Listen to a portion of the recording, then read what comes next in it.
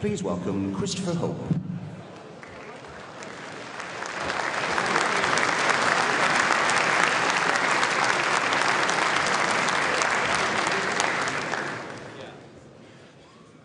Hello everyone, great to be here. It's the second instalment of the Conservative Party's epic production with a catchy title, Meet Our Leadership Candidates. Yesterday we were grilling Tom Tugendhat and Kemi Badenoch. Today it's the turn of Robert Jenrick and James Cleverly, a sequel, if you like, of the Tory Party's version of the Hunger Games, where everyone gets killed apart from one person at the end, who is in opposition for 4 years. That's brilliant. I'm hoping this movie might be as good as the sequel to Aliens. It was a lot better than the first one. But first things first, I'm Christopher Hope, political editor of GB News. I've been a journalist all my life, most of my career at the Daily Telegraph. I've covered politics for 2 decades and presented a podcast called Chopper's Political Podcast. Here's the plan. We've got 1 hour with each candidate. For the first half an hour, I'll be asking them questions about who they are, why they want to be your leader, their backgrounds and their record in government. The second half an hour will be over to you, when I'll put to them questions which you've submitted by dropping questions into the ballot boxes outside this hall and online.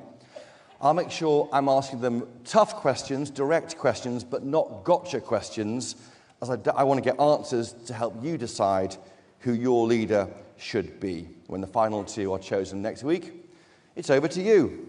Okay, let's go. Our first candidate is Robert Jenrick.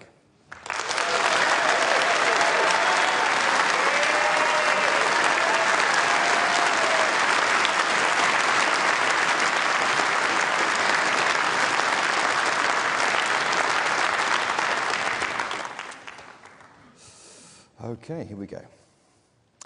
Robert Jenrick, why do you want to be leader? Well, good afternoon, Chris. It's a pleasure to be here. Very good to see you all. Look, I think our party has just suffered its worst ever electoral defeat. The worst since 1832. In fact, I did an event in Jacobs Rees-Mogg's constituency recently, and when I said that, he said it was since 1760. And then afterwards, someone said to me in the audience, he was probably around in 1760. I hope Jacob's not in the audience today. But on a serious note, we've just suffered this terrible defeat. And I think when a party suffers a defeat like that, when it's been rejected by the electorate, you can't continue with the stale status quo that we've been on. You've got to change. I stand for change. I want to change the offer of our party to the public. I want to change the operation of our party. I believe I have a diagnosis of what has gone wrong. I believe I've set that out already quite clearly, sometimes in the Daily Telegraph, sometimes on GB News. And I think I've got a very clear sense of where I want to take this party and where I want to take the country. What was that moment when you thought, I need to do the top job? Well, I didn't know I was even going to hold my constituency, to be honest, until the early hours of the morning after the general election. I'm the designated survivor of Nottinghamshire and Derbyshire, the only Conservative Member of Parliament. But I did feel after the election that it is incumbent upon my generation of Conservative Members of Parliament to step up.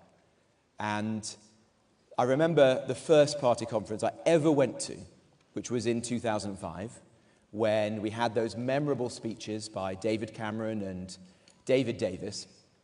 And it sat right at the back of the audience as a very young Conservative. And of course I was impressed by David Cameron's no notes performance, etc., etc. But the other emotion I had was, why have we wasted 8 years waiting to get to this point? Why have we wasted 8 years to choose to change, to choose someone who could be our next Prime Minister, who will transform our party and get us back into contention? And so my very firm conviction is that someone's got to step up and lead this party, lead it back into government. And that's what I want to do. And you've got a young family.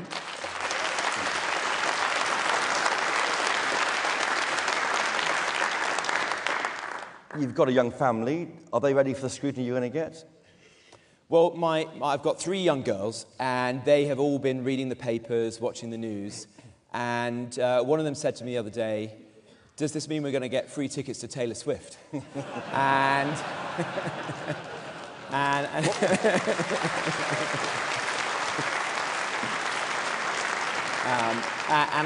I said to Sophia, "No, that's only for leaders of the Labour Party." So on the seat, you'll turn down freebies, will you, if you become leader? Well, I will. I wouldn't.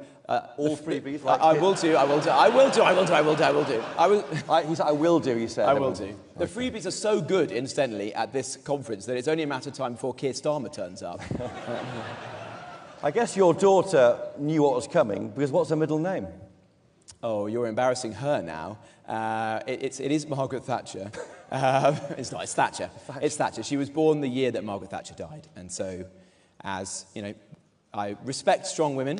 In fact, everyone is female in my house. I've got 3 daughters, my wife, and 2 dogs, which are both female. But I thought it was a good way of reminding her of a great Prime Minister. Do you see yourself as a left or right-wing politician? Well, people speak of me as on the right of the party, but I actually don't think that characterisation, those labels, are very accurate, of anyone, frankly. I think they're a bit tired. What I'm interested in politics is the common ground. I don't believe in the centre ground of politics. The centre ground is just equidistant between left and right, splitting the difference. It's trying to find unhappy consensus. I want to find the centre ground. And the issues that I have campaigned on, certainly very prominently in the last year or so, like immigration, crime, extremism, defence, I would argue that these are not left or right. These are issues that millions of our fellow countrymen and women care about. And this is exactly what the Conservative Party should stand for. Okay. You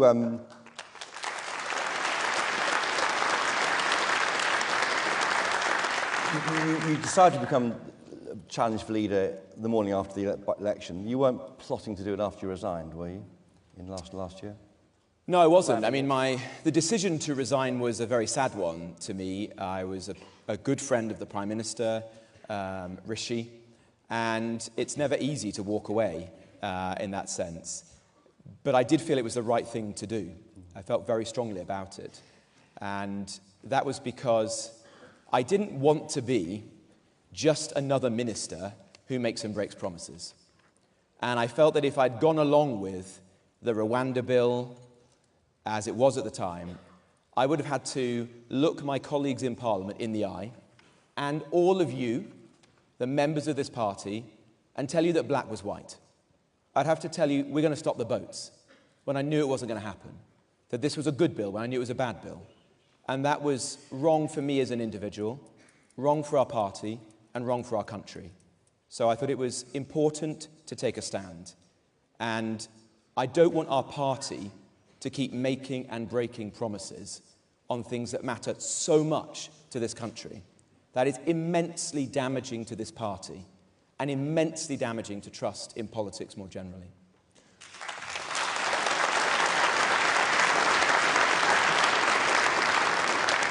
But why not stay and fight to make Rwanda work? Well, look, you basically legged it when you could have stayed on the field of play. No, Chris, that is completely, I fundamentally reject that. I spent a year in the Home Office. I found it really in ashes. In my tenure, I fought relentlessly for the biggest change to our legal migration system in my lifetime.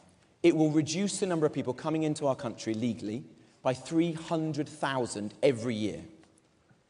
I also got the number of people being deported from our country up 80%. And I argued relentlessly, mostly in private, occasionally in the chamber and on the media, that we had to stop the boats, that we had to have the strengthened version of the Rwanda policy that I knew we needed. Ultimately, I'm afraid to say, the government, the Prime Minister, the Cabinet were not willing to do that. I got the support of 60 colleagues, as you know, and I tried to set this out in the House of Commons to change the law so that we would take the European Convention of Human Rights out of our ability to handle illegal migration. If we had done that, I am certain we would have got flights off to Rwanda. I cannot predict what that would have meant for the general election, but I think I can confidently say it would have been a hell of a lot better than it was. But by leaving early,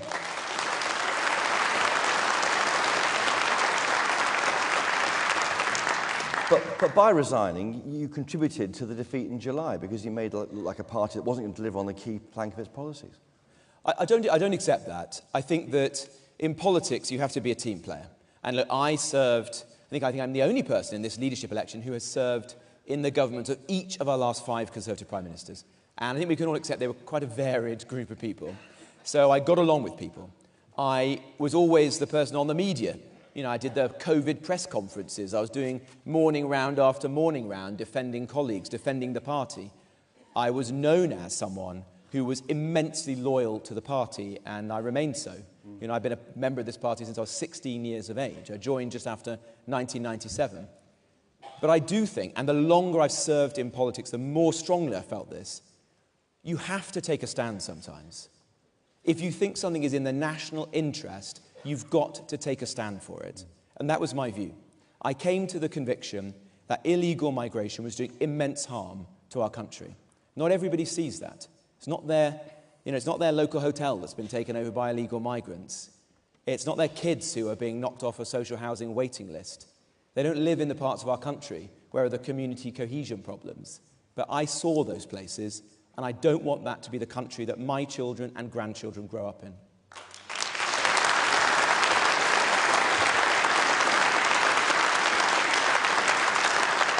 And just finally on Rwanda, if you become leader, maybe Prime Minister, would you reenact the version of it? Look, I would do, because I believe you have to have a deterrent. Thank you. Look, I worked very hard to do all the other things you need to do. I mean, you and I talked about this at the time. I travelled around Europe. I did diplomacy. I went to North Africa. I signed the Albania deal. I worked with the National Crime Agency, the Security Service. You name it. It isn't enough. You have to inject a deterrent into the system. But there is one further thing you've got to do if you care about securing our borders, and that is you do have to leave the European Convention on Human Rights.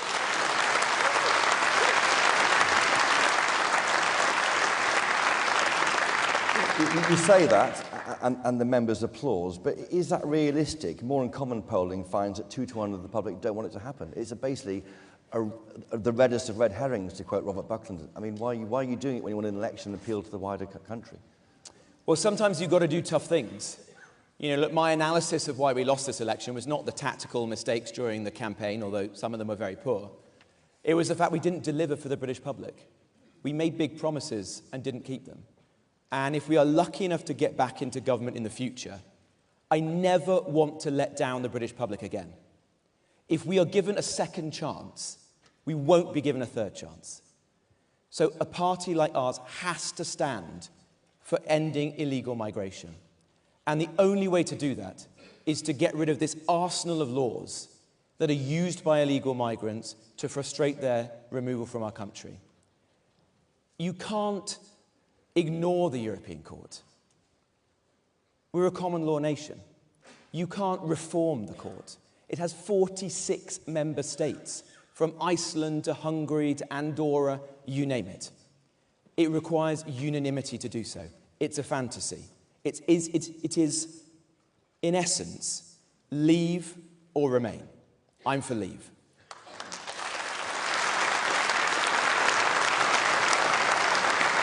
You said in a video yesterday that our special forces are killing rather than capturing terrorists because lawyers will set them free under the European Court.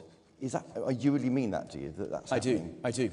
You know, look, our very respected former colleague, Ben Wallace, one of the best defence secretaries in modern times, used his first intervention after leaving office to make almost this very point. He said that he would think it was difficult for the UK, our armed forces, to conduct a similar operation to the one that the United States did to kill or capture Osama bin Laden. That's wrong. I don't want our human rights apparatus to be standing in the way of taking the right operational decisions for our national security and for protecting the lives of the brave men and women who serve in our special forces.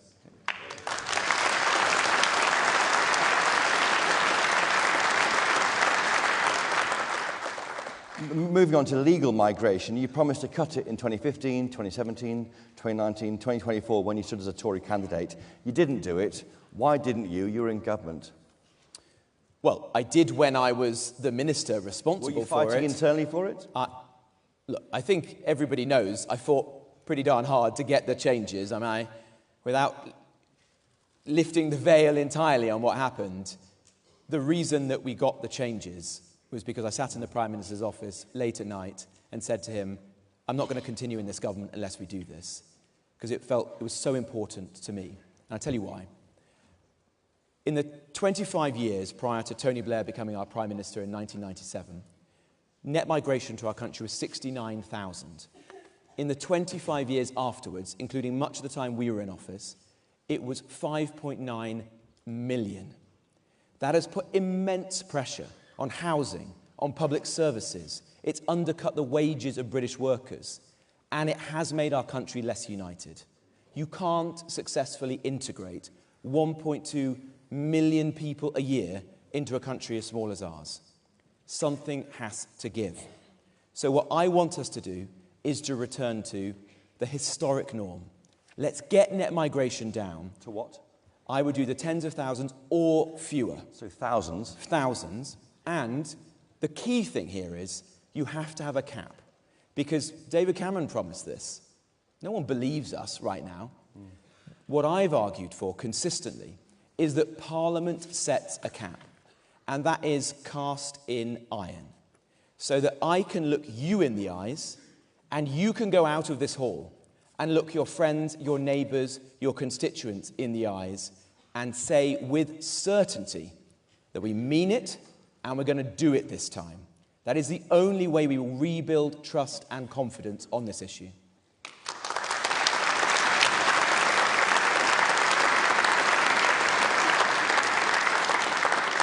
Moving on to tax, are you happy with record tax levels since the Second World War?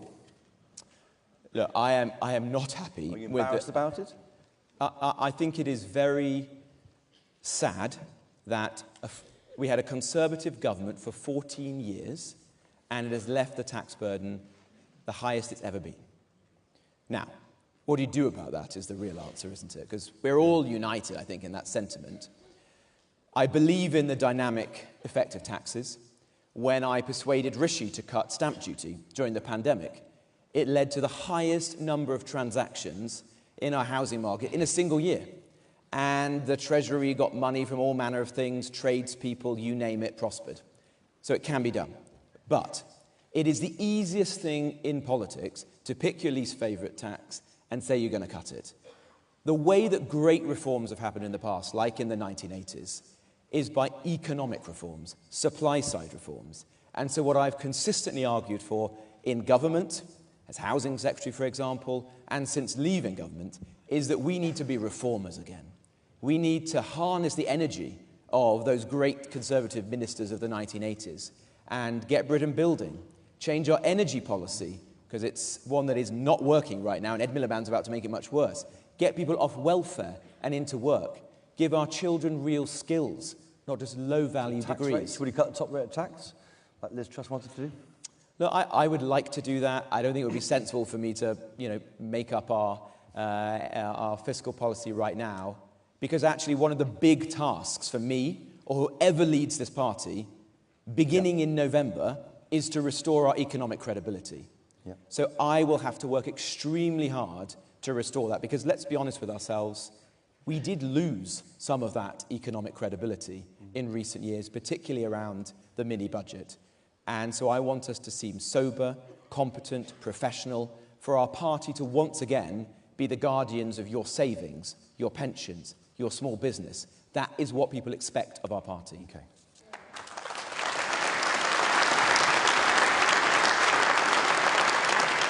Just on your judgment, your character, you've taken £75,000 from a company that's got loans from a British Virgin Islands company. Is that are you defending that today? That was emerged overnight. Back in 2020, you got into a tangle over a positive development when you were the Housing Secretary.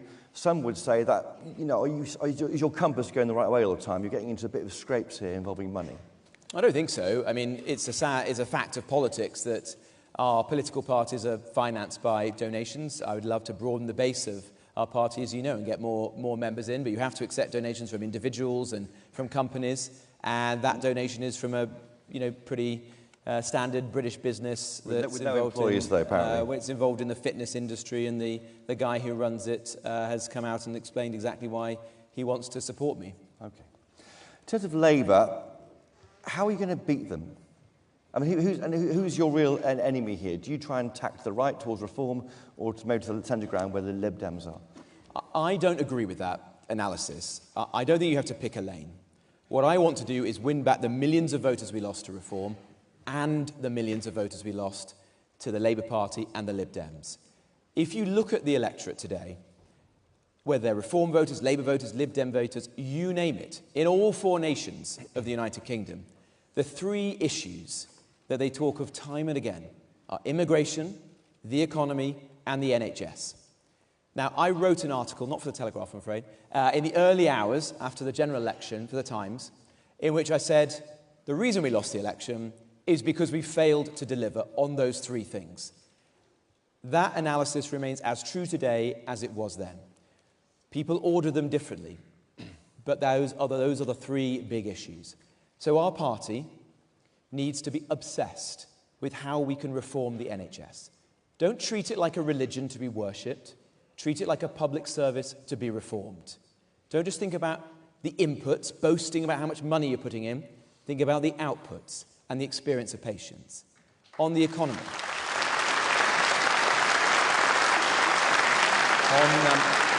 On the economy, reclaim the mantle of low tax and pro-growth, which, if we're honest with ourselves, we have lost a bit in recent years, and come forward with a proper plan as to how we get growth going, real growth growing again in this country, and in all parts of the country, incidentally, because whether Disraeli called it one nation or Boris called it levelling up, I want everyone to have opportunity.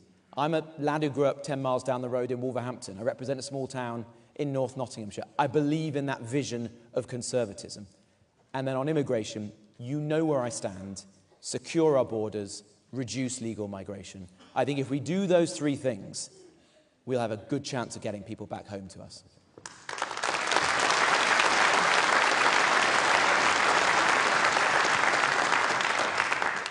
And the Nigel Farage question, your predecessor, Rishi Sunak, said you're a broad church, suggesting he could be a Tory again. Is that possible under your leadership?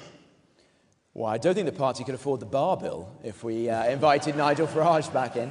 Although, on a serious note, my view of reform is this. I think it's a symptom, not a cause.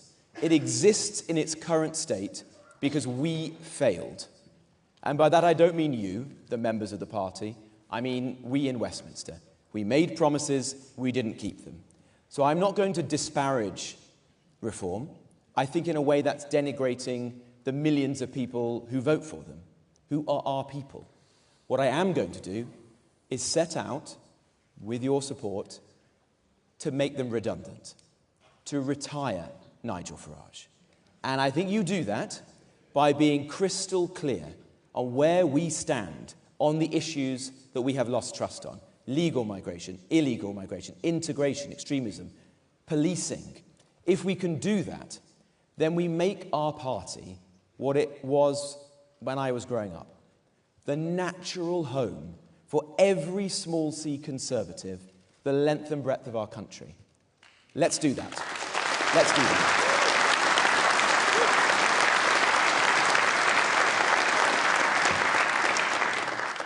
Well, what job would you give Boris Johnson in your new team? Oh. Hard question. Well, I haven't read his book yet, so I want to wait and see what he said about me before answering that question. But you have actually asked me that question once before, or something similar, and I think I said this to you. The Conservative Party is in a hole right now. We need to get all of our best players on the pitch. Now, people can do that in many different ways. In Parliament, out of Parliament, campaigning, advising. So if I was lucky enough to lead this party, Boris, Penny Mordaunt, Andy Street, you name it. Let's get the Conservative family back together. Let's get back in business again.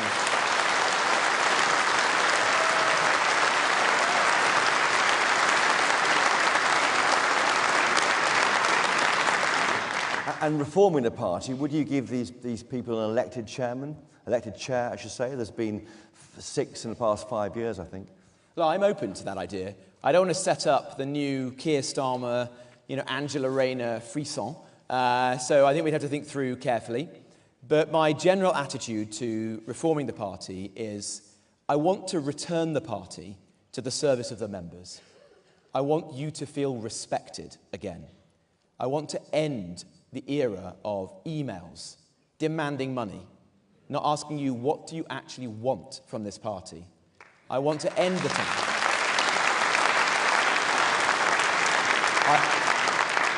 And I give this vow to you all today. I will never parachute in the favoured sons and daughters of the leader's office into supposedly safe seats in our country. Never again. Never again.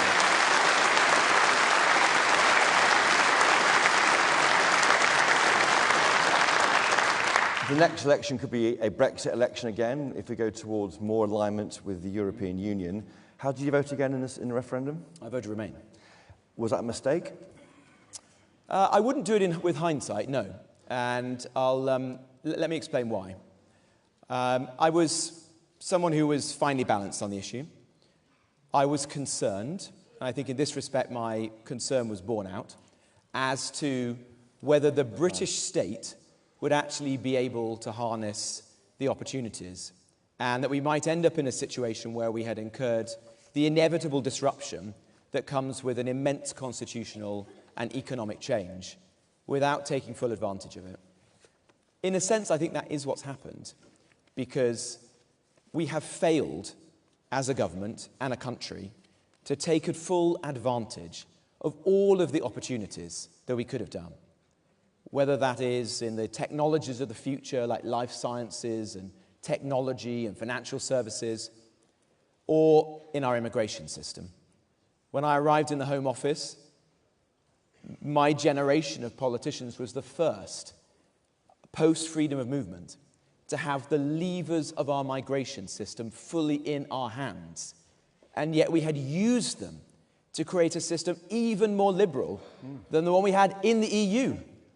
And I felt that that was like us sticking 2 fingers up to the British public. Do you want to say sorry for that now? Well, I didn't take those decisions, Chris. But on behalf of the Conservative Party, I think that was a disgraceful decision and one of the worst public policy failures in recent years. And I set out over the course of the months and year that followed to change it. And we have. We've got ourselves back on a better course. But just reducing net migration from 750,000 to 300,000, that is not enough. You know we've got to bring it further down than that. So I want the next Conservative government to actually seize the opportunities of Brexit and make this country the most nimble and innovative and entrepreneurial country we possibly can. I believe that's possible.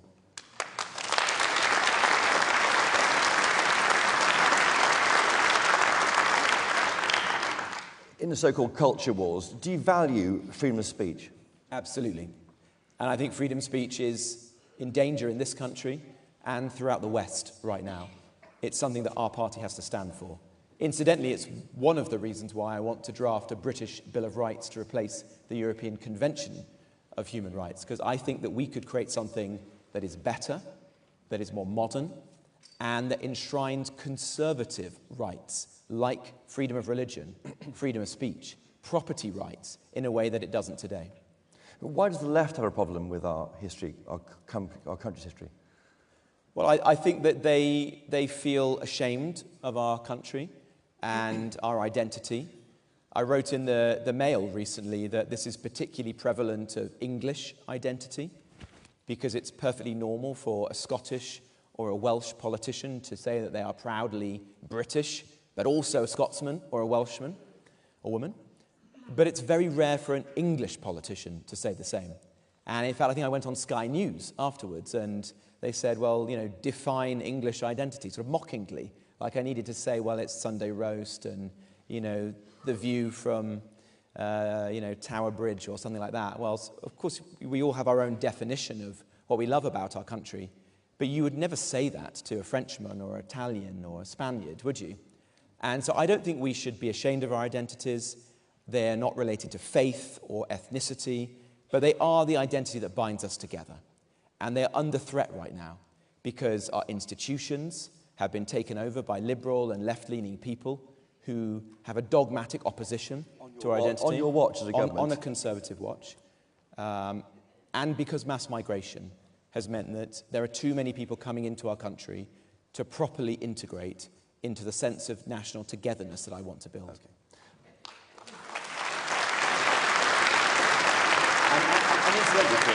And incidentally, you say on my watch, and of course I have to take responsibility like everyone else, but where I did have opportunities to fight this, I did.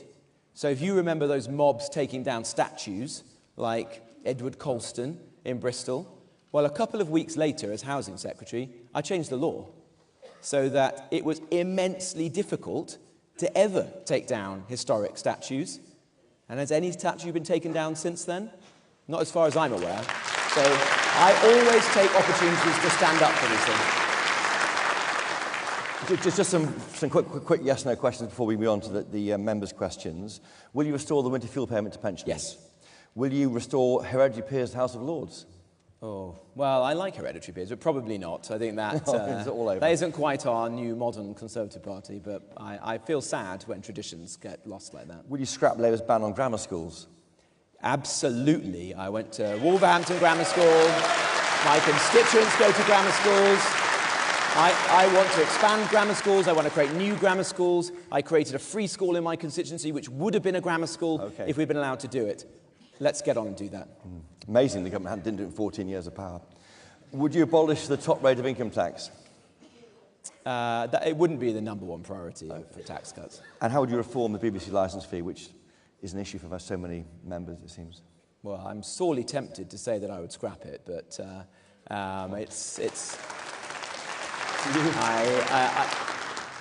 look, I have 3 young daughters. They watch so little terrestrial TV. They're on YouTube, on their tablets, their iPads. I think it's difficult to see the long-term future for the licence fee, but that's a question we'll have to give a lot of thought to. Okay, and just finally, some very quick ones on a lighter note. Donald Trump or Kamala Harris? Oh, you've got me into trouble by asking me questions like this once before. Look, I am a Conservative. The Conservative Party has long-standing links with the Republican Party. It is natural that we lean towards the Republican Party and support their candidates, but I have respect for Kamala Harris, and I would work productively and constructively with whoever is the next President of the United States.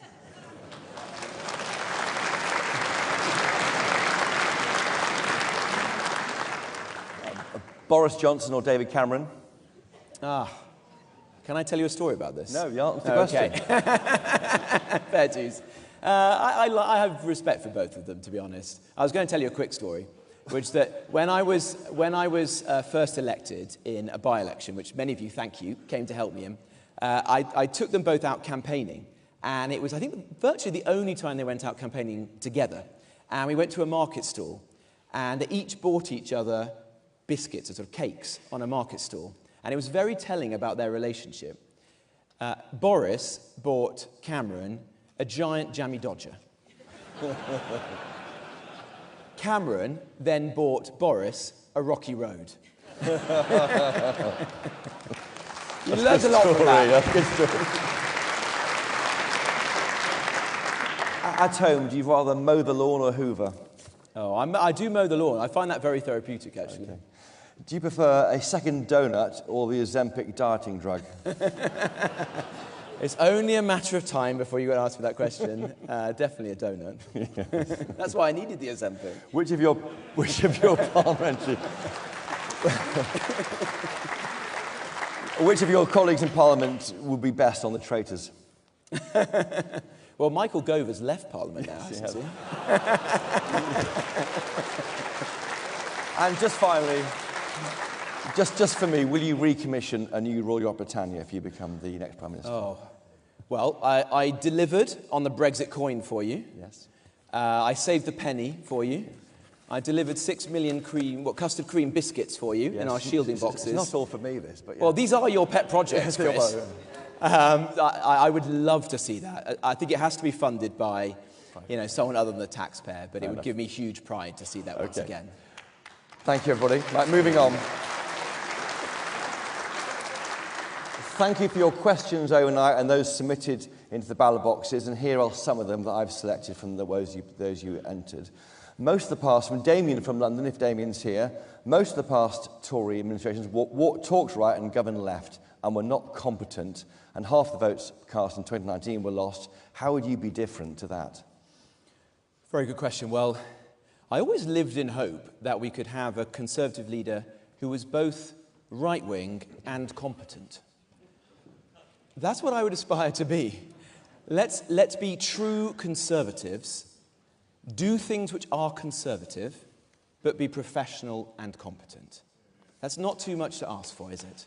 I think that's what you all want. I think that's what you want. Stephen from the East Midlands, he asked, how do you propose to bring together the two wings of the party, given you're from the right? Well, as I say, I've been served in the government of each of our last 5 prime ministers. I am very gratified by the fact that so far, and it's a long way to go, in the polls, the votes of MPs in Parliament, I've got the most of the candidates. And of the people supporting me, there's a very broad spectrum from, what might, as I say, crudely be described as the right and the left. So I want to bring the whole parliamentary party. Who's your biggest left-wing backer in the MPs? Oh, I have many. I see Victoria Atkins is there, down there. Hello, Victoria, my friend from Lincolnshire. Okay. So there's a lot of people from across the party who are coming together. It's obviously now the duty of the next leader to unite the party. There's only 121 Conservative MPs. There were more people in my 6th form at school than there are in the Conservative Parliamentary Party right now. So the era of 5 families, 1 nation, the end, full stop. It is one Conservative team from now on.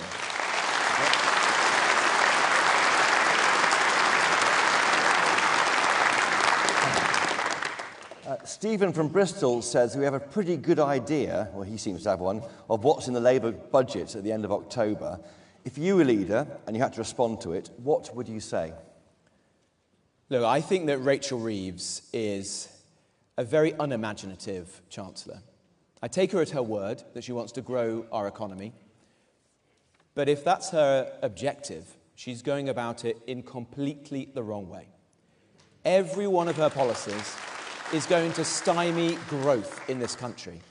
And what we need above anything else right now is some economic growth.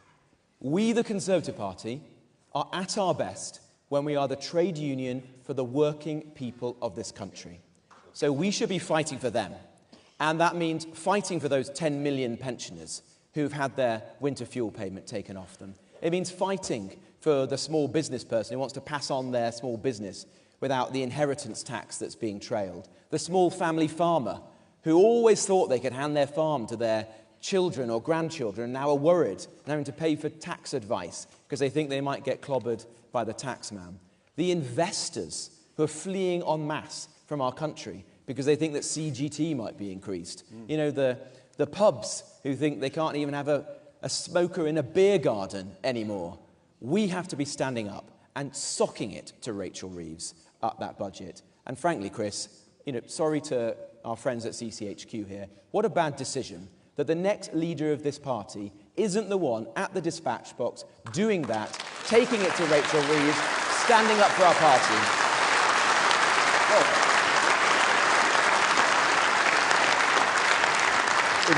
In that vein, if you're the final 2 next Wednesday evening, will you go and meet with the chairman, Richard Fuller, on the Thursday morning with your opponent and demand to end it early? 100%.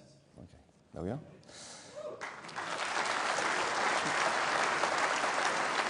So William from Edinburgh is asking about planning. He says we need more planning, more housing in this country. The main roadblock is NIMBYs.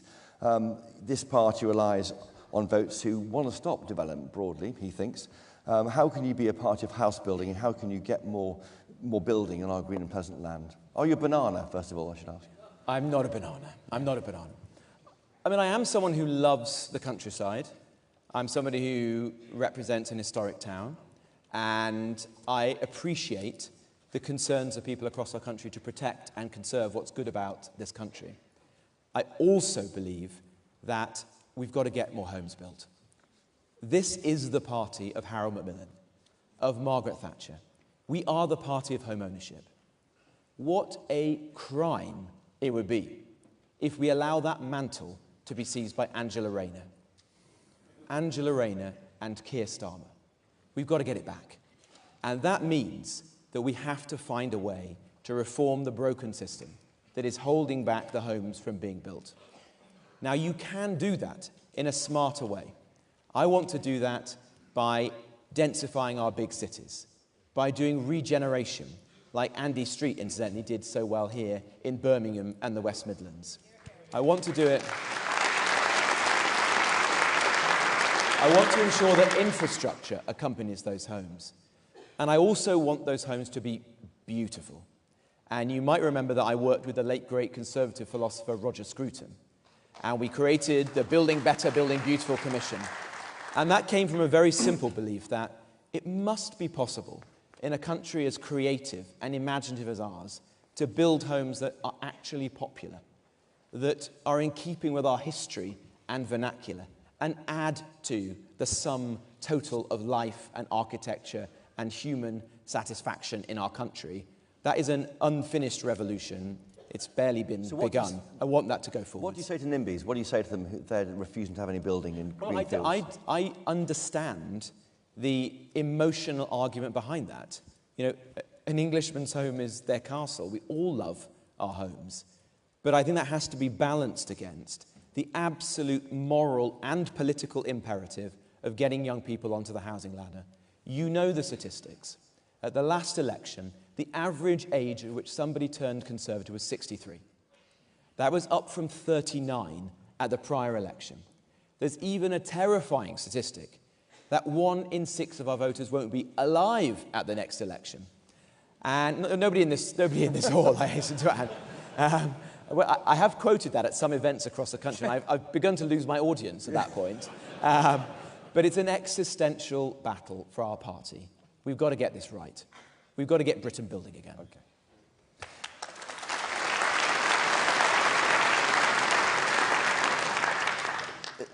Hassan from Slough asks, if and when the Tories win the next election, will you reverse Labour's attack on families by taking away the VAT rate on private schools? I would, absolutely, absolutely, absolutely. And yeah, I'll tell you a little personal story about that. I grew up to two people from a working class background. Money was quite tight in our household. My mum and dad had quit their job and set up a small business, and it didn't prosper initially. I went to a state primary school, and my granddad died, and my grandmother, who was not a wealthy person herself, decided instead of going on a cruise or doing anything else you might do with some money, to spend that money putting my sister and I through a private school. It wasn't Eton, it was Wolverhampton Grammar School. Although my Labour opponent once described it as the Eton of Wolverhampton, which was a bit far-fetched, I have to say. It's a good school, but it was a bit far-fetched. But to me, that is an innately conservative story. And we should never bow to the politics of envy. We should respect people who make decisions like that.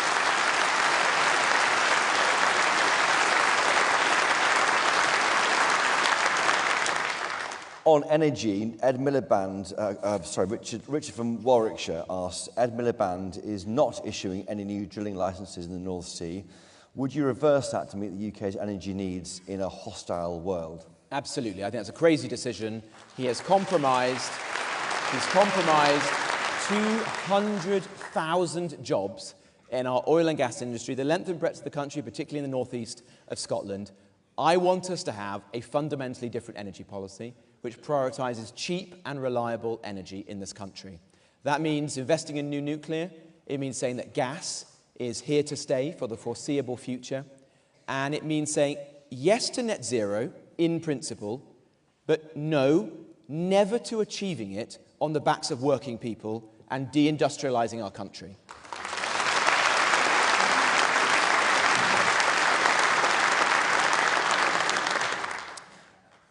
Ishfaq from Peterborough says, the words of a leader can unite or divide us. As a British-born Muslim, I am fed up of being made to feel like the other. The last government, your government, failed to produce a working definition of Islamophobia, and the recent riots only added to the pressure and unease on British Muslims. How will you unite us? Well, a very good question. Well, with great respect to Ishpak, I don't support creating a definition of Islamophobia. I gave that a great deal of thought when I was Community Secretary and concluded that there was not a satisfactory way to do that that maintained freedom of speech in our country. And I appreciate that others may take a different view, and the Labour Party say that they're going to create one, maybe even legislate for it. But that's not something that I would advocate. That does not mean, of course, that we must fight racism and Islamophobia wherever we come across it, and I will always do that. I think it's incredibly important that we build a united and cohesive country where everyone can feel that they have a home. And there's a really important role for the leader of our country, particularly a Prime Minister, to have a unifying voice on these issues. And that was why I felt that Keir Starmer had so failed to meet the moment when we had those riots earlier in the year, that he was so quick to call out the thuggery and the violence from the far right, which was completely disgraceful, but so slow, so squeamish, so selective to call it out when there were sectarian gangs on the streets of some of our cities, including, on one occasion, here in Birmingham. You should call out violence and thuggery. You should call out racism and extremism wherever you see it. So you're saying there was two-tier policing in the summer? I think the police certainly gave the appearance of two-tier policing, and that's very concerning. I worry that the police, at times, are too concerned about community relations than enforcing the law without fear or favour. And I think there is also a problem in this country. But more than the police, I think there is two-tier politics, where some of our political leaders are so afraid to confront these issues that they are silent on them. I am not going to do that. You know I will take a stand on these issues. I've done it time and again. I'm one of the handful of members of the House of Commons who speak about things like Islamist extremism. I think that's really important. You've got to choose your language carefully. You've got to try to persuade rather than needlessly provoke when you address these complex and sensitive issues. But you've got to address them. You've got to speak up for the silent majority in our country whose voices deserve to be heard.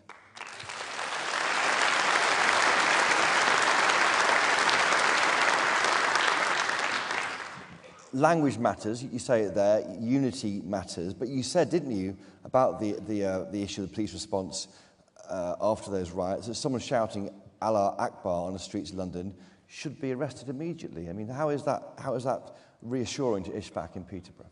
Well, I think if you shout Allah Akbar in an intimidating manner, and of course, context is everything, clearly not if one is doing it as millions of British Muslims and Muslims all over the world do in a peaceful manner every day, a prayerful manner. But if you shout it in an intimidatory manner, then it's right that action is taken. And that is what the law says. The law gives the police the ability to take action.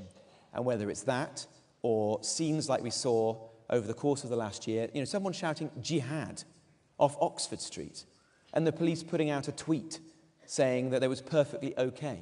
Someone projecting a genocidal chant onto Big Ben and nothing really happening about it.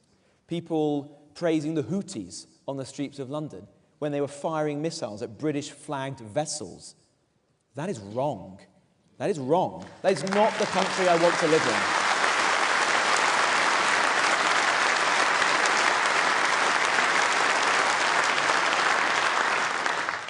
Fewer than a quarter of your colleagues in Parliament are women in the House of Commons. Is it now the time, asked Jane from Stratford-upon-Avon, to bring back, to think the unthinkable, bring back women-only shortlists? No.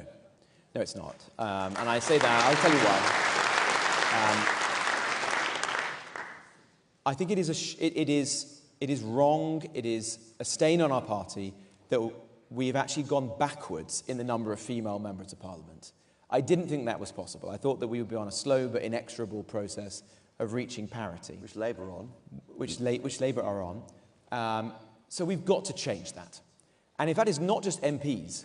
We in Westminster always reach for the example of members of Parliament. I want to see more female Conservative councillors. I want to see more female association officers. I want to see all of those brilliant women who are involved in our party feeling that they are sufficiently valued to step up and take positions within our party. I don't think that we do this in the way the left would do it, by having all women shortlists. We believe in meritocracy. I think we're doing a massive disservice to the very, very talented women in our party if we say, well, or even allow the suggestion to arise that the only reason they got there was because we'd sort of made the system work in their favour. What you certainly want is a leader who prioritises this issue, who makes it a personal priority, and at every turn helps to support female candidates, to urge them on, and to urge associations to select the obviously extremely talented women that we have who deserve to be selected, deserve to be members of Parliament.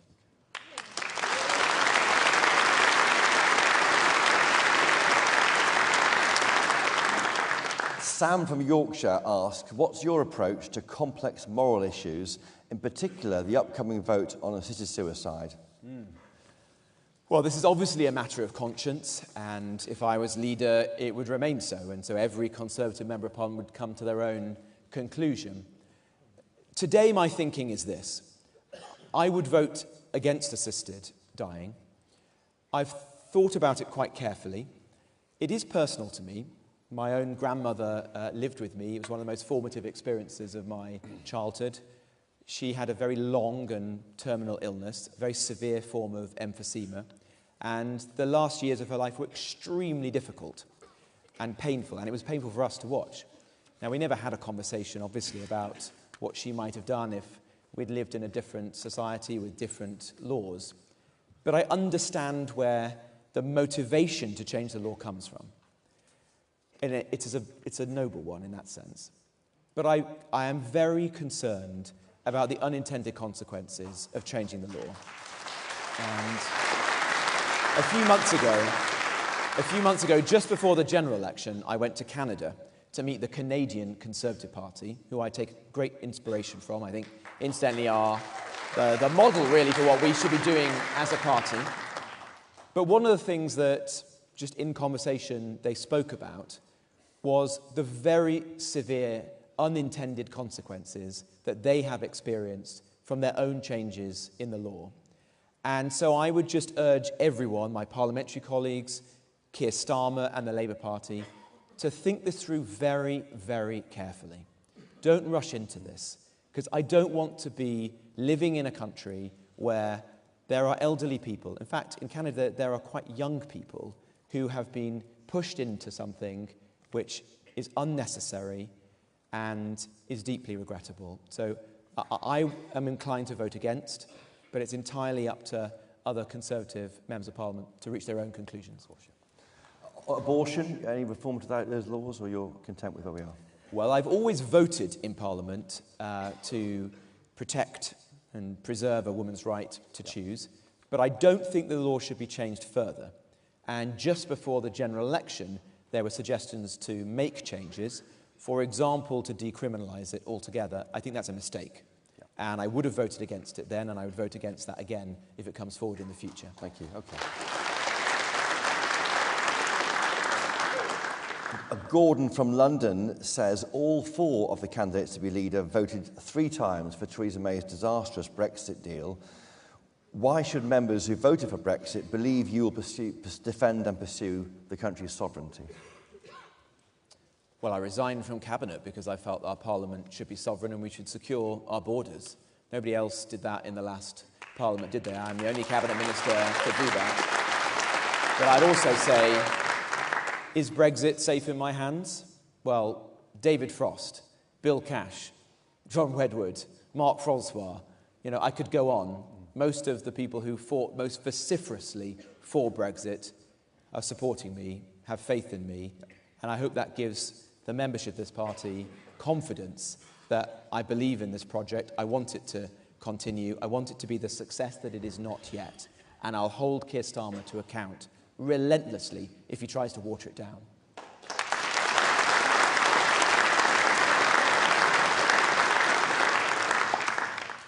On foreign affairs, John from Bromsgrove says that assuming both Russia and China are existential threats, then should we stop trading with these two countries with immediate effect and ban all nationals from those countries from coming here?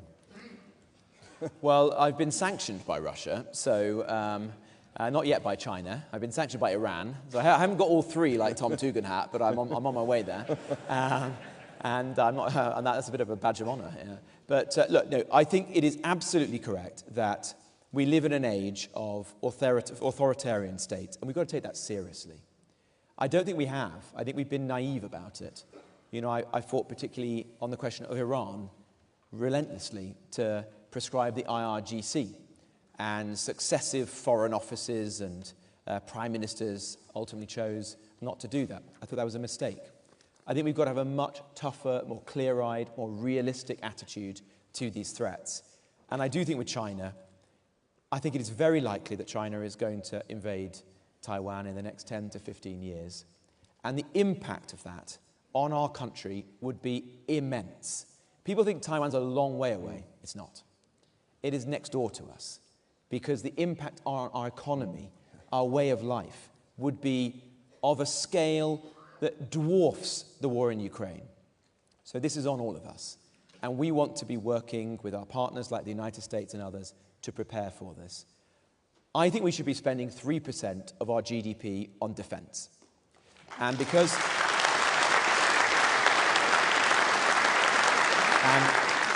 Here I do differ with some of the other candidates. I'm a fiscal conservative. The easiest thing in the world is to say that to you and to get a round of applause. The hardest thing is to say, where does that money come from? And so I have said time and again, I would take that money from our international aid budget and I would spend it on our armed forces.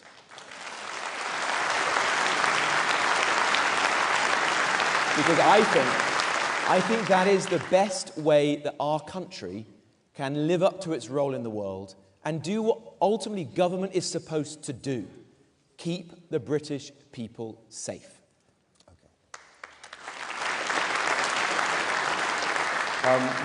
William from Scotland says, should we be being a better friend to the political representatives of the Palestinians or the Israelis? And if so, why?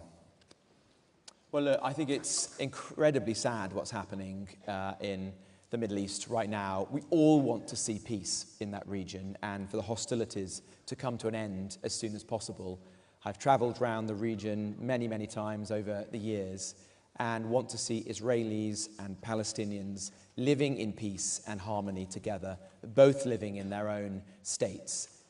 Israel is the only democracy in the Middle East. I would love to think that there was a world in which there was a Palestinian state that was as democratic, as liberal, and as free as Israel. That's some way off, as we both know. I do think in this moment, we should stand with Israel. We should stand with Israel and its ability...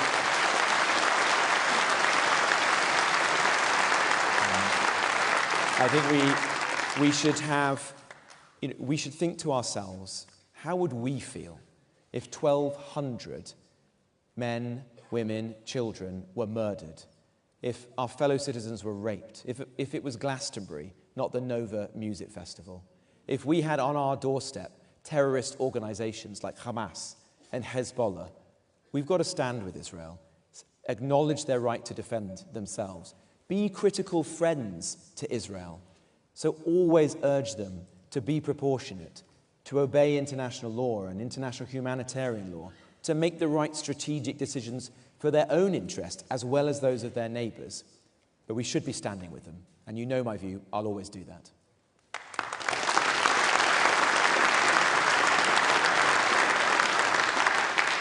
And just the hoodie, the Hamas or terrorist hoodie, what was that about? Is Kay Burley in the audience here today?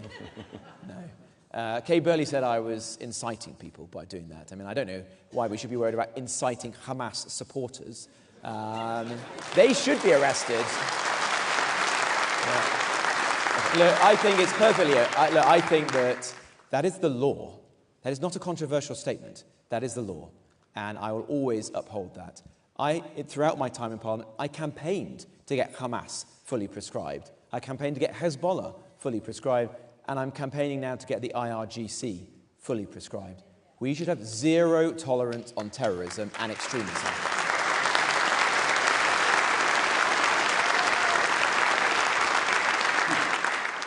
You mentioned the Ukraine war. William from Scotland says that he understands the need to deter aggression, but he's concerned about the escalating war and we're being dragged towards it, and the cost may not be worth it. Well, I understand where that perspective comes from, and we have to take decisions, for example, the use of particular weapons, very carefully, in a highly calibrated manner, working in concert with our international allies like the United States and through NATO. But we can't allow Vladimir Putin to win. This is Europe. This is about the defense of Europe. And we should be standing with Ukraine. I think it matters to all of us. And the way in which the United Kingdom has conducted itself, the fact that our party led Europe in the defense of Ukraine should be a source of great pride to all of us.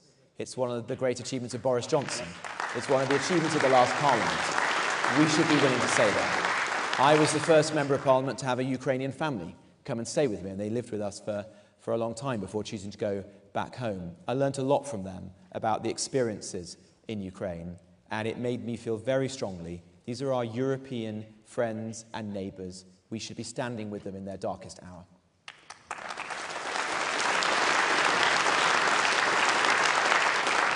John Davis from Huntingdon, a late question here. Do you support capping child allowance at 2 children? Child benefit allowance. I would leave the policy where it is. Yeah. I think that's the right approach. I understand the argument that is made against it, and I have 3 kids myself. I support family life. We have a demographic crisis as a country. But I also think that it's a very expensive change, and there are millions of hard-working people in our country who want to see that the benefit system is fair. Fair to them, the people who are going out early in the morning, trying to put food on the table, look after their families. And we've got to have the right balance in the benefit system. Sally Stubbs from Warwick and Leamington in West Midlands, who may be here, says, given the press will dig into everything if you become leader, Robert Jenrick, do you have any skeletons in your cupboard you can fess up to now? Well, I'm not sure I'd do it in front of 4,000 people, but I don't think so. I don't think so.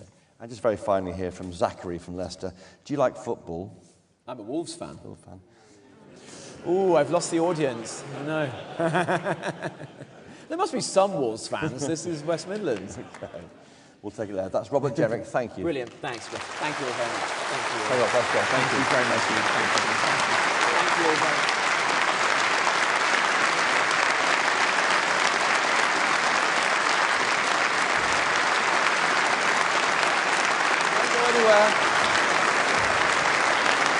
Please don't go anywhere.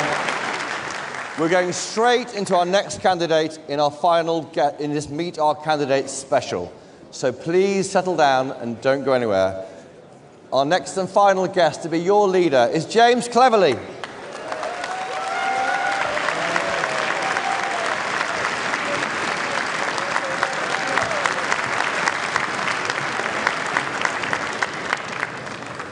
We're just here.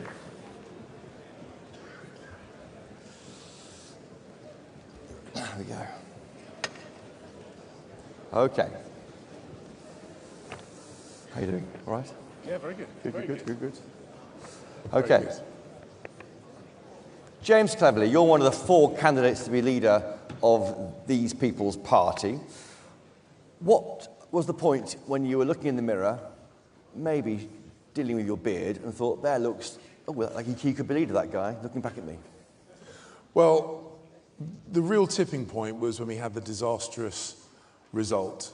I realised that a defeat of that magnitude forces us all to reconsider everything that we had decided up until that point. And I recognised that there was an opportunity for us to get things right, to head in the right direction, limit this Labour government and get back into office at the next possible opportunity. Or, if we made the wrong choice, perhaps chose the wrong leader, we could find ourselves in opposition for a very long time, perhaps indefinitely. And I have no intention of allowing the great party that I love and has given me so much in my career to slip below the waves. that was the point I realised I had to do something, serve the party, serve the country, run for leader.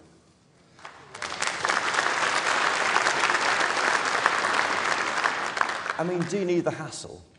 You've been Home Secretary, Foreign Secretary, party chairman. You've done all these big jobs. Yeah, look, and for some people, this might be the most impressive job title they're ever going to get. That's not the case for me. But we don't put ourselves forward for jobs like this because it's easy. We put ourselves forward for jobs like this because there are jobs that need doing. This government needs to be held to account. We need to eject it at the first possible opportunity, and we need to set about repairing the damage that they're doing to our country. So if I wanted an easy life, no, I would not be putting myself forward. But it's not about doing what is easy, it is about doing what is necessary and about doing what is right.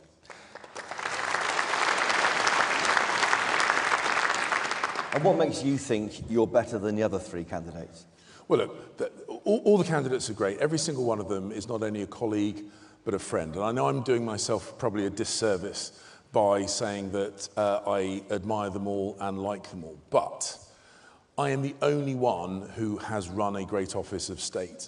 In fact, I'm the only one that has run 2 great offices of state and delivered in both of them. I'm the only one who has been chairman of the Conservative Party. I'm the only one who's been instrumental in winning a general election. I'm the only one who has the experience to deal with the people like you, Chopper, the forensic media. And I know that I'm going to be the best advocate for this party, the best spokesman for this party, and the best leader not only of this party, but of this country.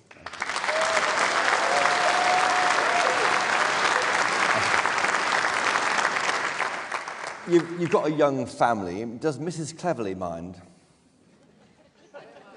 She doesn't mind. So look, I mean the scrutiny, you know, all the pressure look, on you. I'm an open book. I'm an open book. I do not pretend to be perfect, but with me, you know what you get. And what I was, what I am, and what I will be is consistent. I don't chop and change. I don't U-turn. I don't flip-flop. If you like it, vote for me. If you don't like it, vote for someone else. But the point is, you know where you stand.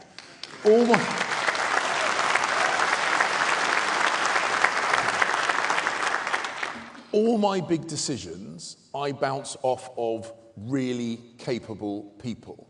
I like to surround myself by really serious intellectual people, Mrs. C being preeminent amongst them. And so when I make a decision, I make sure I make it right, and I make it right the first time. And you do that by getting good people around you, listening to their advice, not always agreeing, but always listening, and then deploying.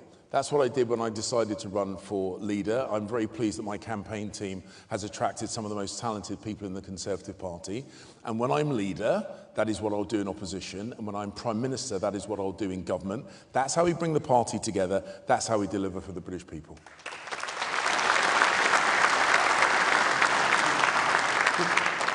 What's your biggest regret of all this service you've given this country? Look, there's loads of regrets. I mean, ultimately, when the party that I am so proud of gets defeated so heavily at a general election, that has got to be right at the forefront of my regrets. Why didn't you stop that? You're a senior person in the cabinet. Why didn't you say to Rishi Sunak, what on earth are you doing? Well, look, I think it's well recorded that the Prime Minister made a decision. He went to the palace. He sought His Majesty the King's permission to call an election. And at that point, the die was cast. And from that point, you have a choice. Do you do everything in your power to win the general election? That's what I did. Or do you start perhaps daydreaming about what might be next, doing preparatory work for a leadership bid? That is not what I did. I fought every day to win the election. And look, it's an observation, not a criticism, but I started my campaign to be leader of the party only after I exhausted all my efforts trying to win the general election. I will always be very there is no regrets there. I will always be very comfortable with the decisions that I made. And maybe that gave me a bit of a disadvantage, but I've certainly caught up, and now I've overtaken the others. I'm very, very pleased that I did the right thing. So did some of your colleagues in this race start campaigning before the election was lost? You need to ask them that. How did your party lose trust? We slipped into the habit of trying to talk tough rather than delivering. And the big lesson that I take from this general election is that as a party and then as a government, we should promise less but deliver on all our promises. If you do that, you win back the trust of people. So roll back the state, do less post-COVID pandemic? Yeah, look, withdraw from people's lives? I'm not trying to reinvent the wheel. I'm a proud Conservative. We have a fantastic history and tradition as a Conservative party. We don't need to pretend to be something else. We just need to be the better version of ourselves. So when we talk about reducing tax, let's actually reduce tax. When we talk about lifting the burden of regulation, let's actually lift the burden of regulation. When we talk about strong defence, let's spend 3% of GDP on defence. Let's do what we say. And Chris, because if we do that, if we promise less and deliver more, we will regain the trust of the British people. And the place where we need to do that first is in local government, because that is now the only place left where we can prove our professionalism and competence, which is why I'm so focused on us as a party getting our act together so those friends and colleagues who are standing for local government in May of next year have the very, very best chance of getting elected.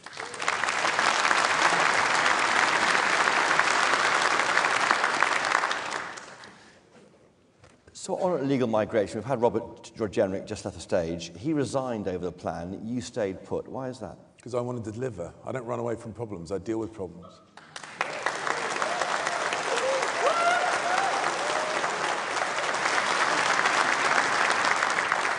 He resigned. It wasn't going to work. And it didn't work, did it? It was working. Two volunteers isn't working, no, James. No, Chris, I put visa changes in place which reduced net migration by 300,000 people a year. I had a plan to make sure that Rwanda worked as a deterrent. And if you will indulge me, this is a bit of detail, but it is important. The Supreme Court, not the ECHR, the UK Supreme Court's argument was that Rwanda was an inherently dangerous place for asylum seekers. So I was sending a small number of asylum seekers to Rwanda so that when the legal challenge came, and it was inevitably going to come, and the Supreme Court once again said Rwanda was inherently unsafe for asylum seekers, I could say, well, that's interesting. Let me introduce you to some asylum seekers who are currently in Rwanda, who are happy and being looked after and being educated and getting medical facilities and given a new and better life. So, explain to me again, Supreme Court judges, why these people, which you claim cannot exist, are there and happy and in Rwanda. Because the last time I checked, opinions of High Court judges don't count for as much as actual facts on the ground. And I was creating those facts, and it would have worked.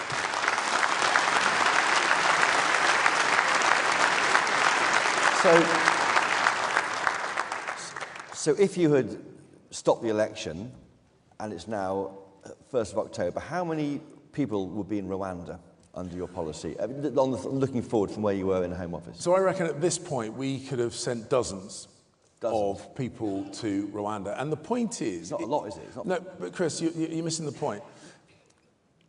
It's not just about the people that we send to Rwanda, because ideally you don't want to be receiving people in the UK and then sending them to Rwanda. You want people to stop coming to the UK.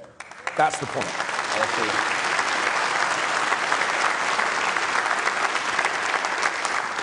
And as evidence of how this works, the deal that we had with Albania, the deal that I spoke to Edi Rama, the Prime Minister of Albania, about when I was Foreign Secretary, We didn't need to send very many Albanians back to Albania before the message cut through.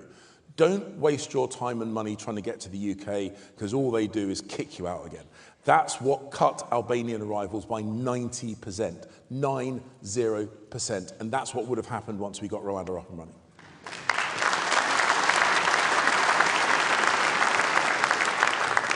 Stop the boats was a reason why you lost your election, because it didn't happen. That's a trust issue. Did you try and change or drop that slogan? Well, look, I inherited that slogan, and the desire that underpinned that slogan was absolutely right. The desire was to stop the boats. That was my plan. And the way I was going about it was to break the business model of the people smugglers, because they are criminal business people. If they can't make money, they won't do it. But look, I get it. Break the business model of the evil people smuggling gangs is not quite as punchy as stop the boats, you know? But that's how it would have worked. That's what we were working on. We were pushing up the price of things like outboard motors, those rubber dinghies. We were arresting them, incarcerating them. We were interrupting their supply of illicit finance. We were making it much more expensive. Rwanda would have depressed demand. That's how you break the business model. That is how you stop the boats and give them more time. That's what I would have continued to work on.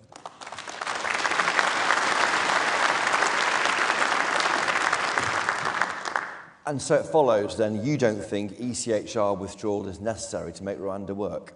It wouldn't have been necessary. And also, the point is, good generals fight the battles on the battleground of their own choosing. Someone who said explicitly they want to destroy our party is demanding that we have this route at this point. And I have no intention of letting some other political party dictate our agenda. I was deporting people every week. I was kicking out foreign national criminals every week.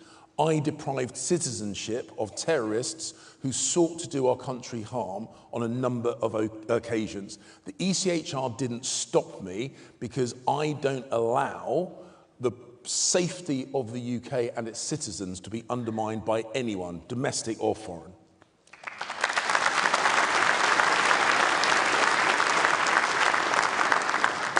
Do you think Labour want you to try and pull out the ECHR at the next election? Labour would want us to have this row because they know having a row when we should be coming together is counterproductive. One of your rivals has said that the special forces are killing terrorists rather than capturing them to avoid the ECHR. Is that right or wrong? Well, look, whoever said that needs to justify their words. I've never accused the British Armed Forces of murdering anybody. No. And if you're going to make that accusation, you need to back it up. Yeah.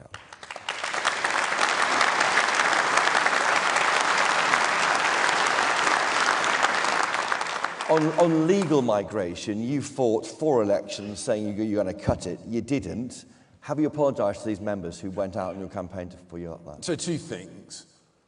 We allowed migration, legal migration, over the 14 years to get much, much, much too high, peaking at about £700,000 a year.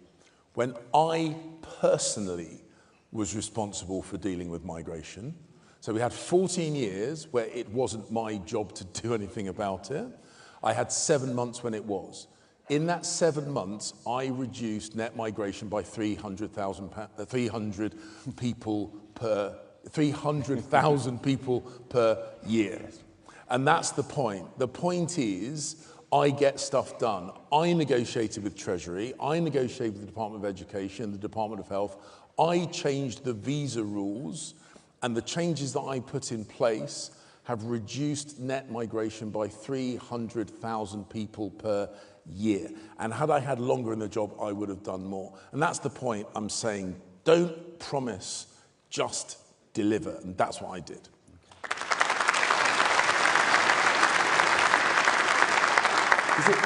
Is it racist to be worried about immigration? No, God, no, not at all. And it's the argument of the left that tries to scare us away from doing the right thing on behalf of the country.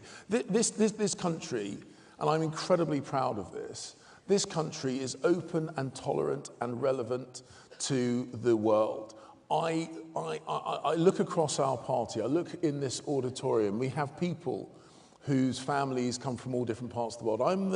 I'm the child of migrant families. Oh, actually, on both sides of my family. My mum came here from Sierra Leone in West Africa in 1966. My dad's family came here from northern France in 1066. So I've got...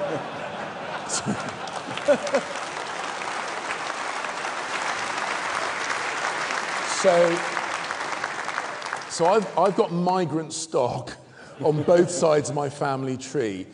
And my African family are just as passionate about the integrity of our borders and the integration of people to come and live here just as much as my English family, and both are right. We're a good country, but we do have rules. Play by the rules, that's great. Break the rules, you should expect consequences.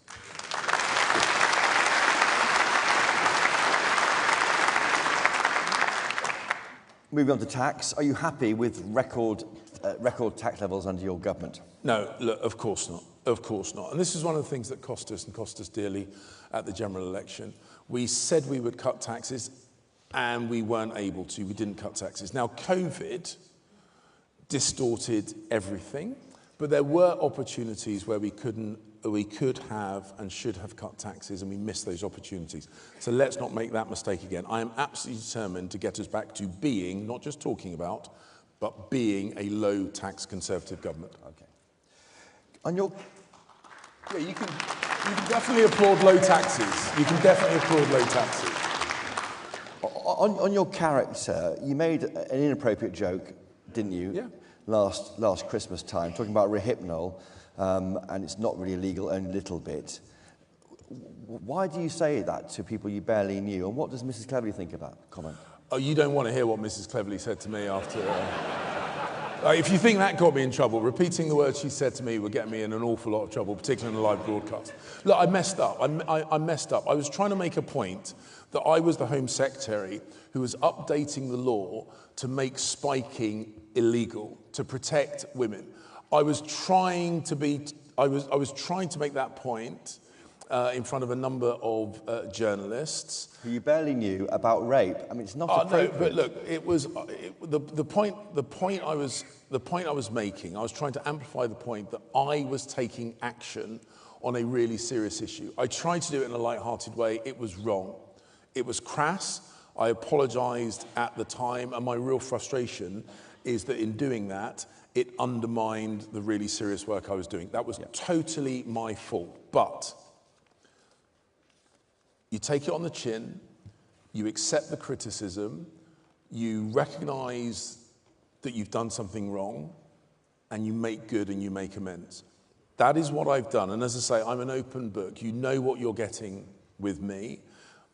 But I would make the point that I was the Home Secretary who actually took action, and I have done throughout my political career, to keep women safe.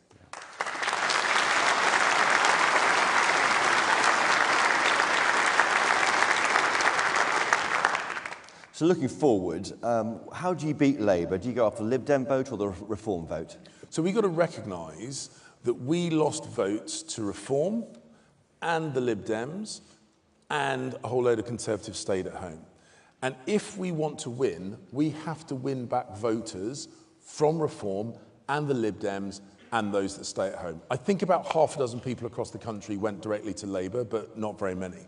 So we need to demonstrate that we are a proper Conservative party, because Reform is a pale imitation of us. We don't need to be a pale imitation of them. We need to be the best version of us.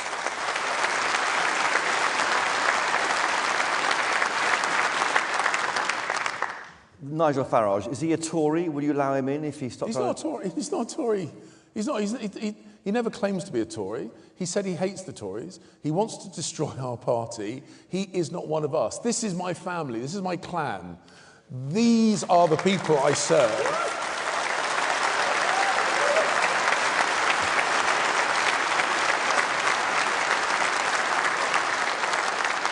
We need to win back Conservatives, true Conservatives, who've been tempted across to support Reform. I don't blame them. I'm not going to tell them off. We dropped the ball. It is our fault, but it is in our gift to get them back. But we don't do that by making deals with people who say they want to destroy our party.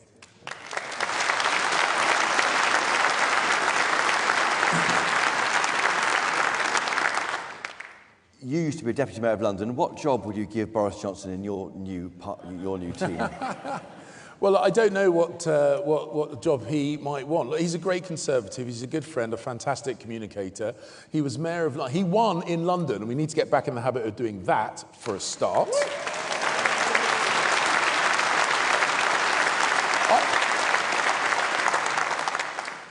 When I first started campaigning with Boris Johnson in 2008, people told me with great authority that I should distance myself from him because being affiliated and associated with him would be a blight on my political career. I didn't listen to them then. I'm proud I didn't, because he was a fantastic Mayor of London.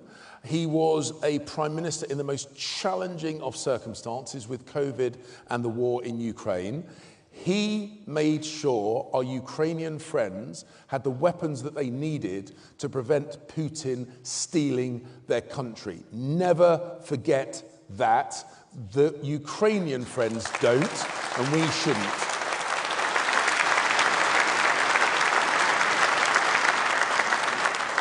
Make him chairman? Make him chairman? Well, look, I will talk to him at his book launch. I think we've got the invitation to his book launch. I'll talk to him at his book launch. I'll see whether he wants to help get the Conservative Party back into government. I'm quite sure if I'm leader, we're long-standing friends, long-standing colleagues. Maybe I persuade him to do us a favour. Okay. You don't want an elected chairman. You're against that idea, are you? There's been the idea of that is to give these individuals a voice at the top table. So I will not I will not go down the route of an elected chairman, because your voice at the top table will be me. That's the point. The NHS, how did you get it to work properly, given you failed over the past 14 years? Well, the NHS, my mother worked as a midwife in the NHS her whole life. My sons were born in an NHS hospital, same hospital I was born in. Actually, the NHS has saved Susie's life. The NHS is fantastic, but because I love it so much, I want to make sure it survives into the future and is sustainable. That means we've got to shift the focus and the money towards early diagnosis, screening and prevention, rather than keep ill people alive for longer. That does mean reform. It must always be free at the point of use and based on clinical need, because that is the promise to the British people. But beyond that, we need to be thoughtful, we need to be imaginative, we need to make sure it works, because freezing it in amber and not letting it evolve and improve will actually kill the NHS, and none of us should ever want that to happen.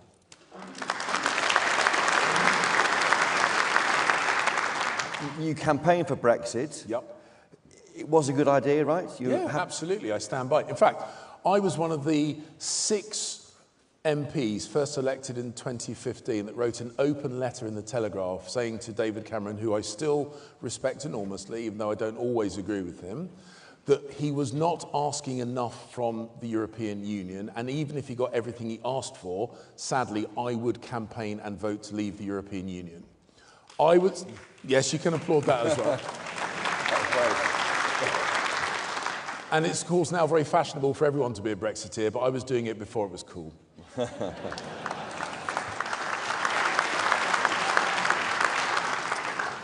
On the culture wars issue, what value do you place on freedom of speech, and why do the left apparently have a question mark about our past and worry about it so much? So freedom of speech is something you either respect or don't. What I discovered, actually, is the left like freedom of speech as long as you say what they like you to say.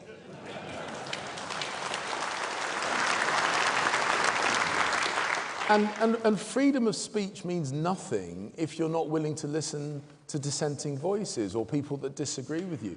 I think it's because they're fragile. I think it's because they know their arguments don't stack up to scrutiny. That's why freedom of speech is really, really important, because if your ideas are not robust enough to stand up to criticism, they are not robust enough to stand up to reality. We lose freedom of speech, we lose everything that our country is built upon, and I will never let that happen.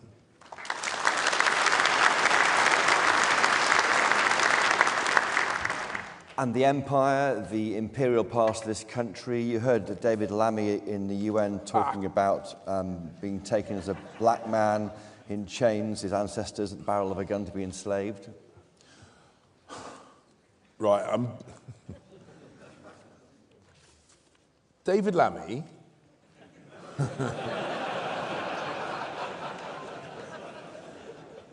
David Lammy went to the UN Security Council for a debate about the plight of Ukraine and Ukrainians who are being brutalized by the Russian oppressors and invaders as we speak. And somehow he made it about him.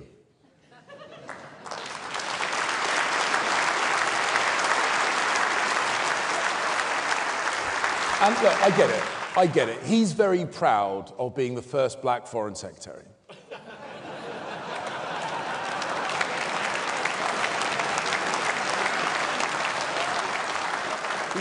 He's making a point about slavery. He's making a point about David Lammy. He was shouting at the Russian representative. He's making a point about. I went to the UN Security Council. I was at the NATO-Russia Council before Russia invaded Ukraine. I was at the UN Security Council. I spoke at the UN General Assembly.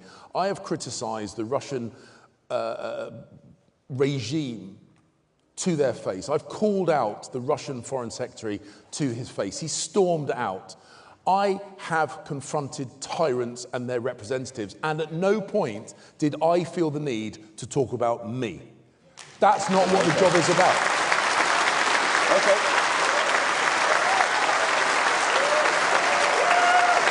I like that.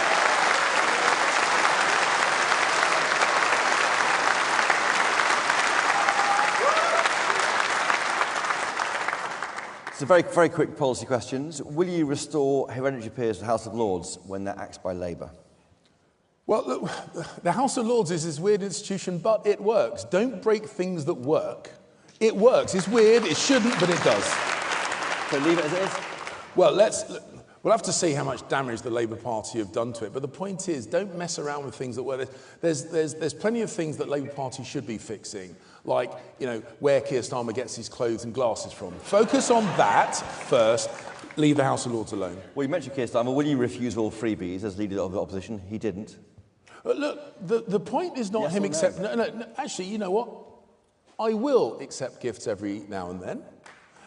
Thank you. Is that... What's the offering? Taylor Swift concert.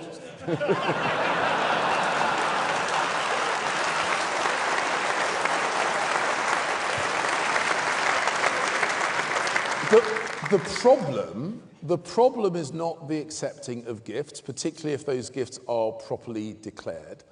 The problem is the stench of hypocrisy, because whilst he was accepting those gifts, he was attacking us for accepting gifts.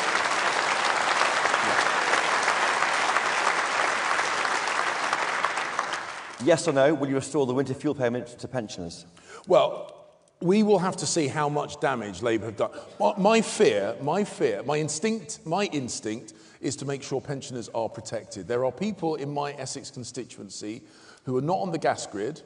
They rely on fuel oil. They use the winter fuel payment to pay for the winter's fuel oil. This year they won't get it with no notice. So there is no way that they can make alternative arrangements. They will literally go without heat this winter because Labour lied. Point one. Point two, I fear this is not even the most damaging thing they're going to do to pensioners. So I need to see the collective damage that Labour do before I know what priority it is to put it right. But I will put it right.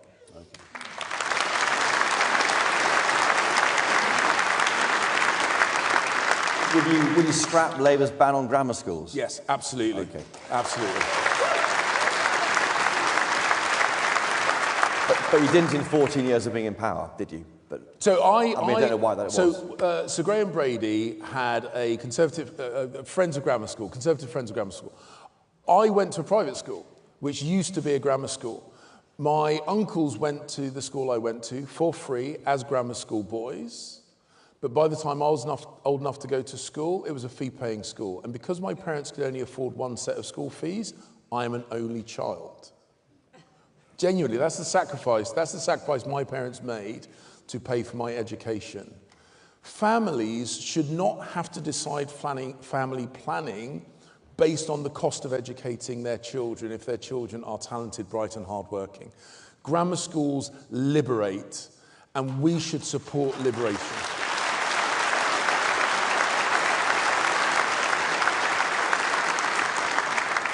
The top rate of tax, would it go if you were Prime Minister? So I'm determined to bring down taxes right across the board. And I've already said no one should have to pay more than 50% of any pound that they earn. So short answer, yes. Long answer is I am going to look to bring taxes down in as many different places as possible.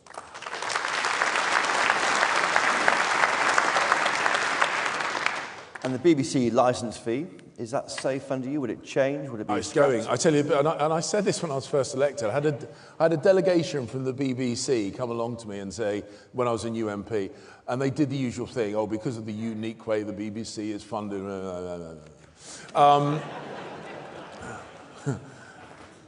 And I said to them at the time, this is back in 2015, I said, if I were you, at the next renegotiation of the licence fee, I would start your planning to be a subscription service. You have a back catalogue of some of the best television in the world. If Disney and Netflix can make money on the subscription model, the BBC should. Because the bottom line is, in the era of streaming services, the tax to watch television is an unsustainable business model.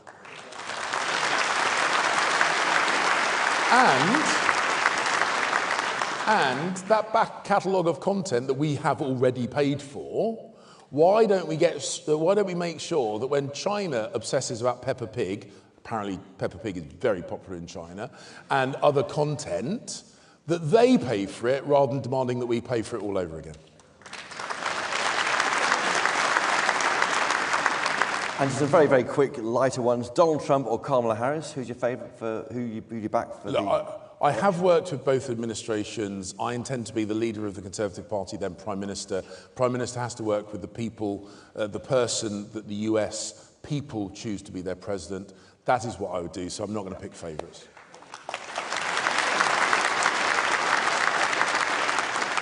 Strictly Come Dancing or I'm a Celebrity, Get Me Out of Here? Mrs. C has banned me from Strictly. So I'm going to have to eat kangaroos' testicles.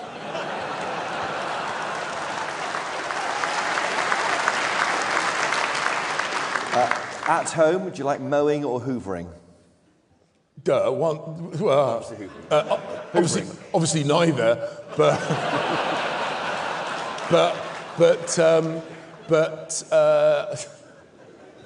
I know this is a bit of a silly one. I call it vacuum in the garden. So mowing the lawn. Boris Johnson or David Cameron? Depends who's paying. So if either of them are going to pay, I'll have a drink with whoever goes to the bar first. Okay.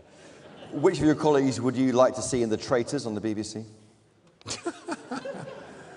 No, they're all great people. They're all wonderful people. By the way, if you go to my merch store, pick up one of the water bottles that says no leaks. No leaks.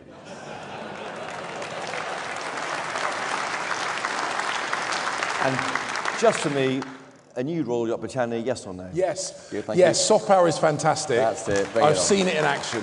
Now, we've got some questions here from members submitted in the hall and also online. John from Bromsgrove asks, as leader of the opposition, briefly, what are your top 5 goals your first 100 days? So, first of all, appoint a shadow cabinet from right across the political party. No factions, no cliques, no favourites, no little boys' clubs. Point 1.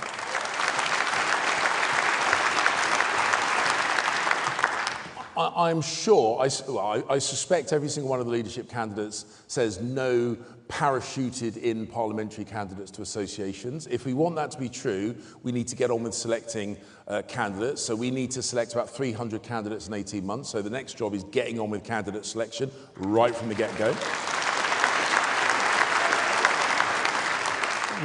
We do need a big shake-up of CCHQ. I've been party chairman. I know what works. I know what doesn't. I know what needs fixing. That's that one. Secondly, we need to start selling Conservative values again. Every single day, at every single level, Town Hall, City Hall, Mayoralty, Police and Crime Commissioners, Holyrood, Cardiff Bay, absolutely everywhere. So getting the whole team together, councillors, Police and Crime Commissioners, MSPs, members of the Senate, all together, whether physically or online, and actually start coming together again as a party. Job 4.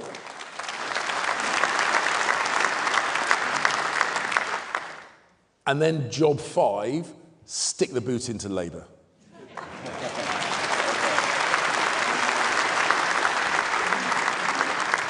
Stephen from the East Midlands says, how do you propose to bring together the two wings of the party? And where are you on those wings? So the whole point of being a leader that unifies the party is that I can metaphorically put my arm around, the staunchest of cornerstone social conservatives and the most liberal wing of our Conservative Party, because we are all one team. We are all one team. Good generals command from the heart of their army, and my heart is in the heart of the Conservative Party. I have got backers right across the political spectrum within the Conservative Party. People all have a right to say what they believe and have that debate, but ultimately we are one team, we're one clan, we're one family, and we should look to find what unites us rather than what divides us. So that's what I do, and I don't define myself as any part of the party, except after November the 2nd in that leadership position. Okay.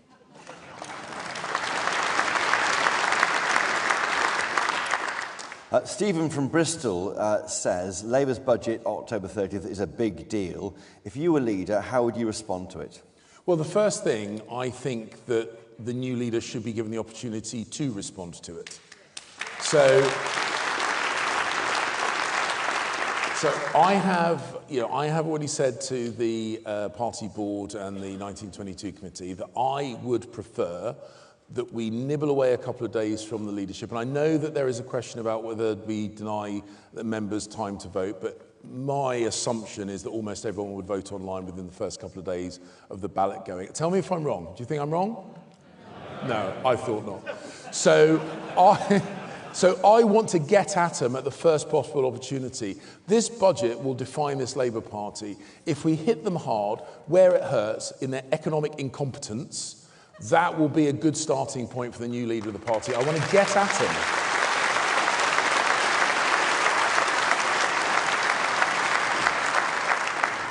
So next Thursday, if you're on the final two, you'll be seeing Richard Fuller demanding that to happen. I think when I'm in the final two is the word you're looking for, Chris. There we are.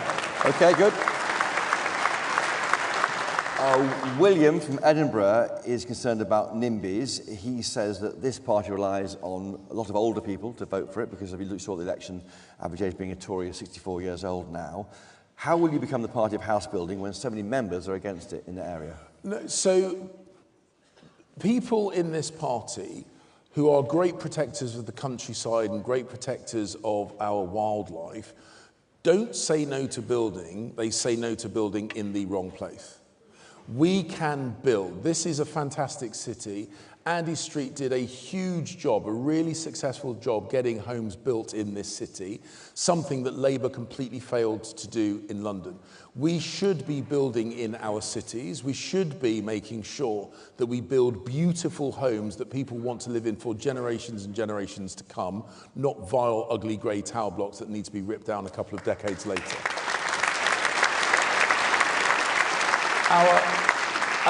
Our Georgian ancestors understood the beauty of 3, 4, sometimes 5-story buildings. So we should get back to that. But aesthetics matter. If you build stuff in the right place that looks good, people will say yes. And so we should build. Yeah, we should build. But let's build beautiful, let's build in the right place, and let's build now.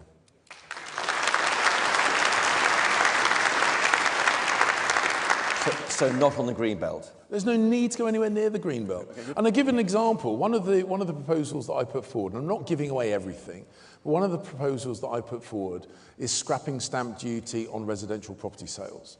The reason for that... So the house I grew up in, our next door neighbours, their children moved out 35 years ago. And there are now an empty nester couple living in a 4, possibly even 5-bedroom detached family house. For 35 years, there are 4 unused bedrooms in that house. And they are locked into it because of the cost of stamp duty. If they were able to downsize, they would free up more movement in the housing market. Younger people would be able to get on the housing ladder.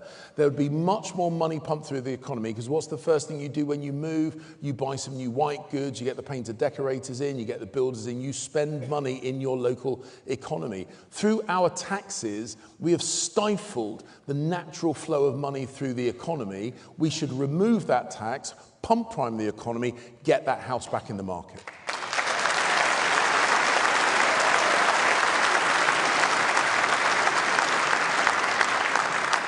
So remove the tax, scrap stamp duty. Yeah, yeah. Good. VAT on private schools, will you axe that? Yes, yes. Thank you. Oh. Next one. Sorry.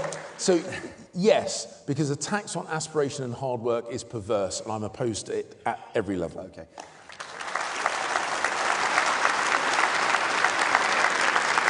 That was Rhoda from Congleton asked that question. Next question. Richard from Warwickshire says, Ed Miliband is not issuing new drilling licenses in the North Sea. Would you reverse that to meet our UK energy needs in an increasingly hostile world?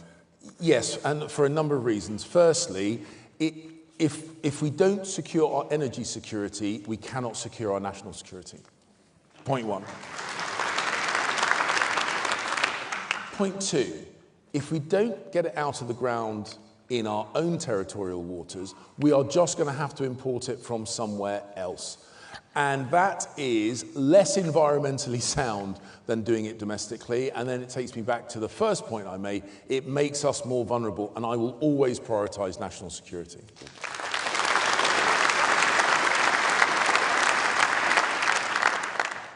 Ishfaq from Peterborough says that the words of a leader, that be you, can unite or divide this country. As a British-born Muslim, he's fed up of being made to feel like the other.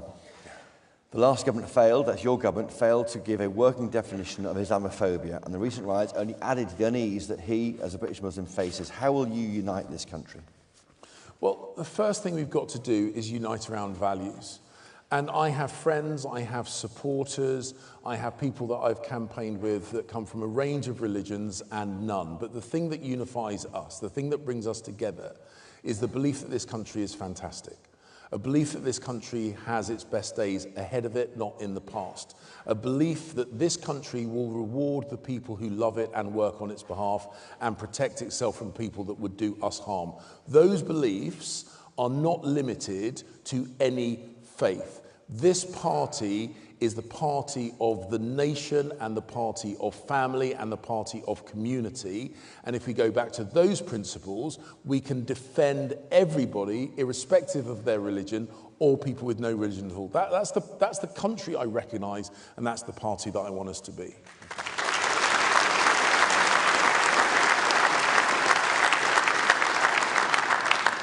Does your party have an Islamophobia problem? Well, I was discussing this with my former Muslim Chancellor friend Sajid Javid. Well, he might. But I hadn't finished yet. I then went on to discuss it with the former chairman of the Conservative Party, Nadeem Sahawi. I haven't finished yet.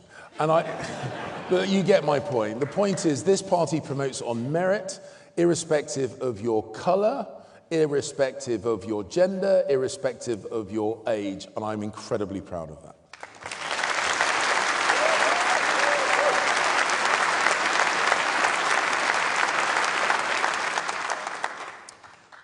Jane from Stratford-upon-Avon says, now is the time to think the unthinkable and bring back female-only shortlists, because only 1 in 4 of your colleagues in Parliament are women. So we've got to do more to get women into Parliament, and those women who get into Parliament need to be protected from the abuse that they get. Yes. So Jane, we've never had all women shortlists, and it would be wrong to do so. I once made it very clear. When I think John Bercow, remember him?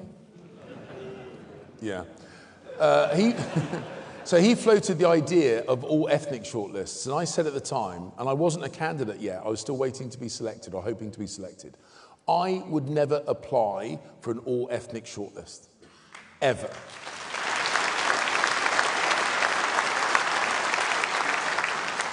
And the reason the Labour Party have all women shortlists can only be because of one thing. It's because it is a deeply misogynistic political party.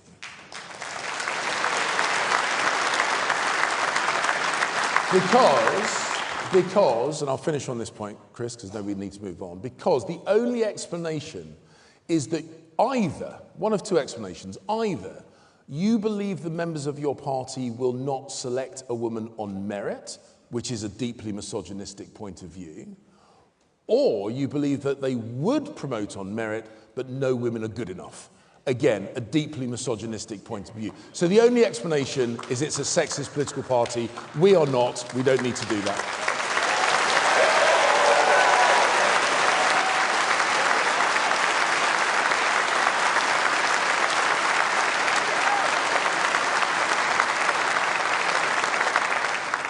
Sam from Yorkshire wants to ask about complex moral issues, particularly the likely vote on assisted suicide. Where do you stand on that? And also on abortion, would you change those laws? So the situation on assisted dying and abortion are separate, and I'll explain both. So on assisted dying, if you want to know where I stand now, look at what I did last time we had a vote on this. I voted against assisted dying, not because I'm religious, because I'm not. It's not a religious point of view, but I know that it is the thin end of the wedge. And I know that people have seen loved ones suffer, and of course it is natural to want to ease their suffering. But we also know that many, particularly older people, hate the idea that they are a burden on their family or their society. And I do not want someone killing themselves or being killed because they feel guilty that they are a burden. They are not a burden. They have been a contributor to society through their life. We owe them a debt of gratitude, not a poison pill.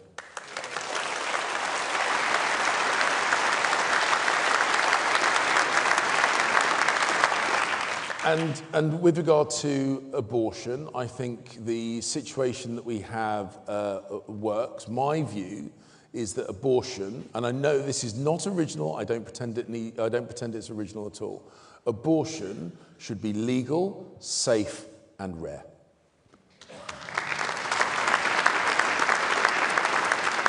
On foreign affairs, John from Bromsgrove says that assuming both Russia and China are existential threats to this country, should we stop trading with them altogether, with immediate effect, and ban all nationals from those two countries coming here? Well, I have been Foreign Secretary, and you need to recognise that in circumstances like this, there are really challenging, complicated and nuanced arguments. Russia, however, is a brutalizing, invading state, and we have, through the sanctions, many of which I introduced as Foreign Secretary, withdrawn our trade from Russia, and we are seeking to isolate them economically. I'm very proud that we're doing that. China is a more complicated case. So we do trade with China, as does every other country in the world, including some of our closest allies, the United States of America, Australia, New Zealand, and others. But when I went to Beijing, I sat down with the Chinese foreign minister, I looked him in the eye, and I made it absolutely clear that Chinese molestation of Chinese nationals here in the UK was unacceptable and must not stop.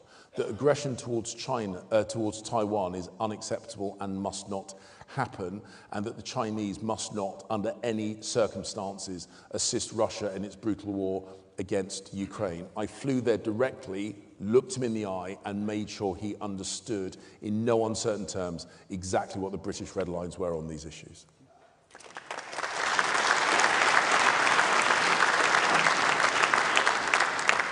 On Brexit, Gordon from London says all four of the candidates, including you, voted for Theresa May's disastrous deal, in his words.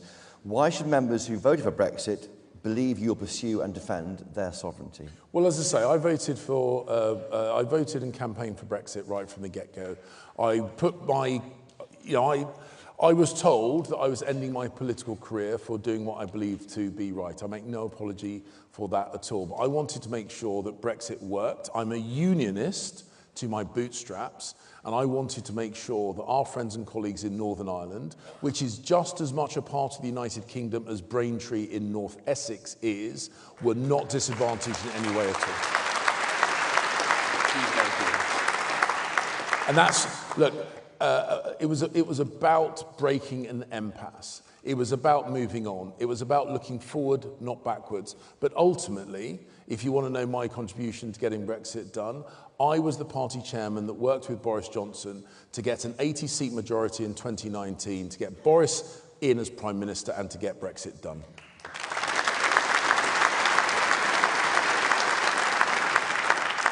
On the Middle East, William from Scotland says, should we be a better friend to the political representatives of the Palestinians or the Israelis? And if so, why? Well, I worked very closely with the representatives of both the occupied Palestinian territories and Israel. I have excellent working relationships with the leadership in Egypt, the leadership in Lebanon, not Hezbollah, but the leadership in Lebanon, the leadership in Jordan, and the leadership of the Gulf countries. It is an incredibly difficult, challenging, and complicated part of the world on some levels, but on other levels, it is really straightforward and simple. Israel has, from the day of its inception, had enemies at every border. Originally state-based enemies, now Iranian-supported militia groups. Israel has a right to exist. That is a red line. Israel has a right and a responsibility to defend its right to exist. That is a red line. My support to Israel is long-standing. I am proud of it. I'm a friend of Israel. I said that directly to President Herzog when I went to see him in the days immediately after the October 7th atrocities. I stand by that pact. I'm proud of that fact.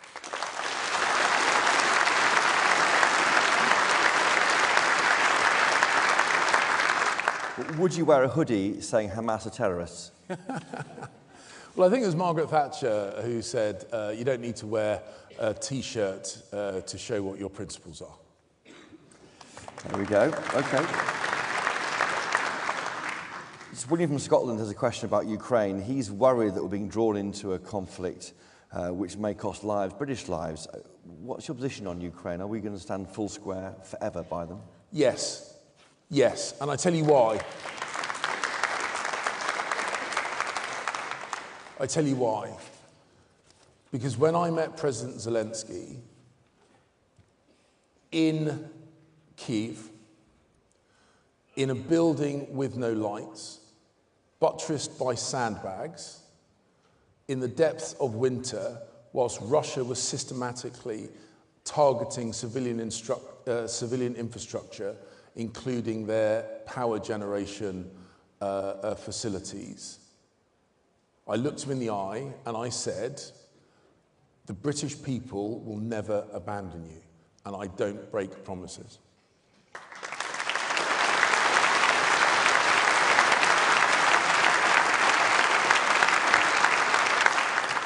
Some late questions submitted. Susan Hall, AM. You may know her. Susan. She asked, what question do you dread the most? That one. No, look, I have been grilled by political journalists in print and broadcast for many, many, many, many, many years. It's like a trip to the dentist. You don't particularly like it, but you've got to put up with it. And I've practiced it.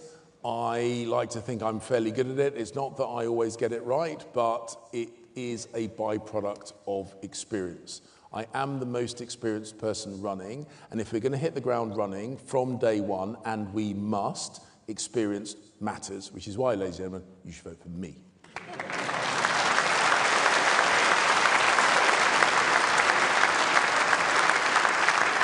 Is that a dig at some straight-talking candidates you're up against? No. It's literally me saying I'm the best candidate. Okay, fine. Sally Stubbs from Warrington Leamington, she says that given the press will dig up everything if you become leader, do you have any skeletons in your cupboard you can fess up to now? No, I blurted out. I don't know why I keep making reference to this. I should try and bury it. But when I went on the John Pienaar show just after I was elected, I blurted out some truths, which are still there. You can Google it if you want. You can Google it if you want. But the point I've said is that I'm an open book. The James Cleverly that was is the James Cleverly now and is the James Cleverly that you will know in the future. Warts and all, you know what you're getting. I'm not going to flip-flop, chop or change. I am me. I know that I am best placed to get us out of opposition back into government. My life is an open book. Tom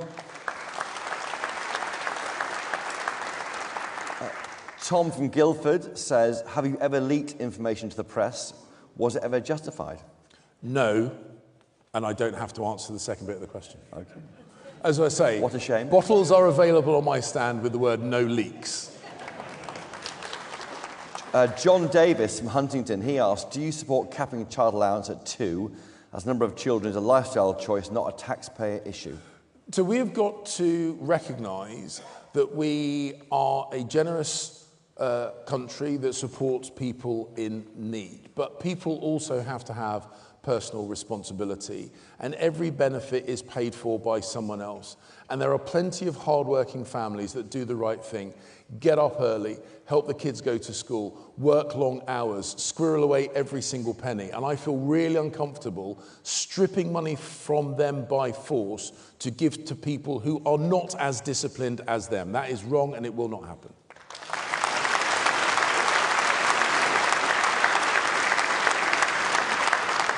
Eileen Gallagher from Islington North. Yes, exactly. Do you think it's right that LGBT plus groups like Stonewall get unfettered access to schools and other government institutions? So I said yesterday in an interview, we've got to recognise that adults have a responsibility to children. Children are developing. It's the definition of what being a child is. And we need to make sure we help them develop. Now, I've got very, very, very good friends who are lesbian, who are gay, who are trans, and I am a freedom-loving, live and let live Tory. But we also have to recognise that that children deserve the support of parents. We shouldn't imply that charity groups are inherently seeking to do harm, because generally they are not. But we also need to make sure that we support children as they balance their thought, particularly as they go through puberty. I know it's not quite the question that was asked. I am a little bit uncomfortable, perhaps, where there are permanent, life-changing decisions that are made by children going through puberty. I'm naturally uncomfortable with that. But we should be balanced.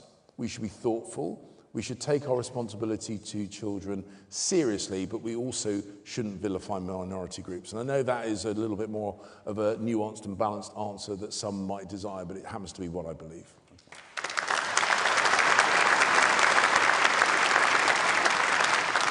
And just finally, Simon from Thornbury says, what lessons can be learned from the Man United's last 10 years since the departure of Alex Ferguson? It's not a good story. Can these lessons ensure the same fate does not befall the Tory party as Manchester United? So They have won the league for ages, basically. I'm an Arsenal fan. Please don't hold me against me. Please don't hold me against me. But what I have learned, and I saw Arsene Wenger, and what I have learned and what Alex Ferguson showed is good organisations with great leaders can do amazing things. Good organisations with the wrong leader massively underperform. Don't pick the wrong leader, pick me.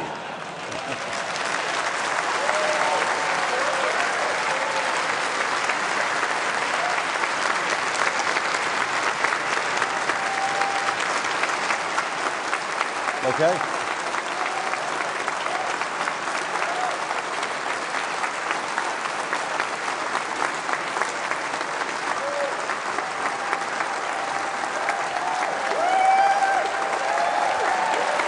They quite like you out there.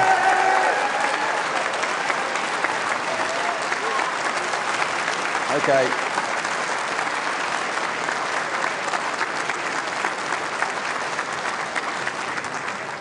James Cleverly, thank you. And that's it.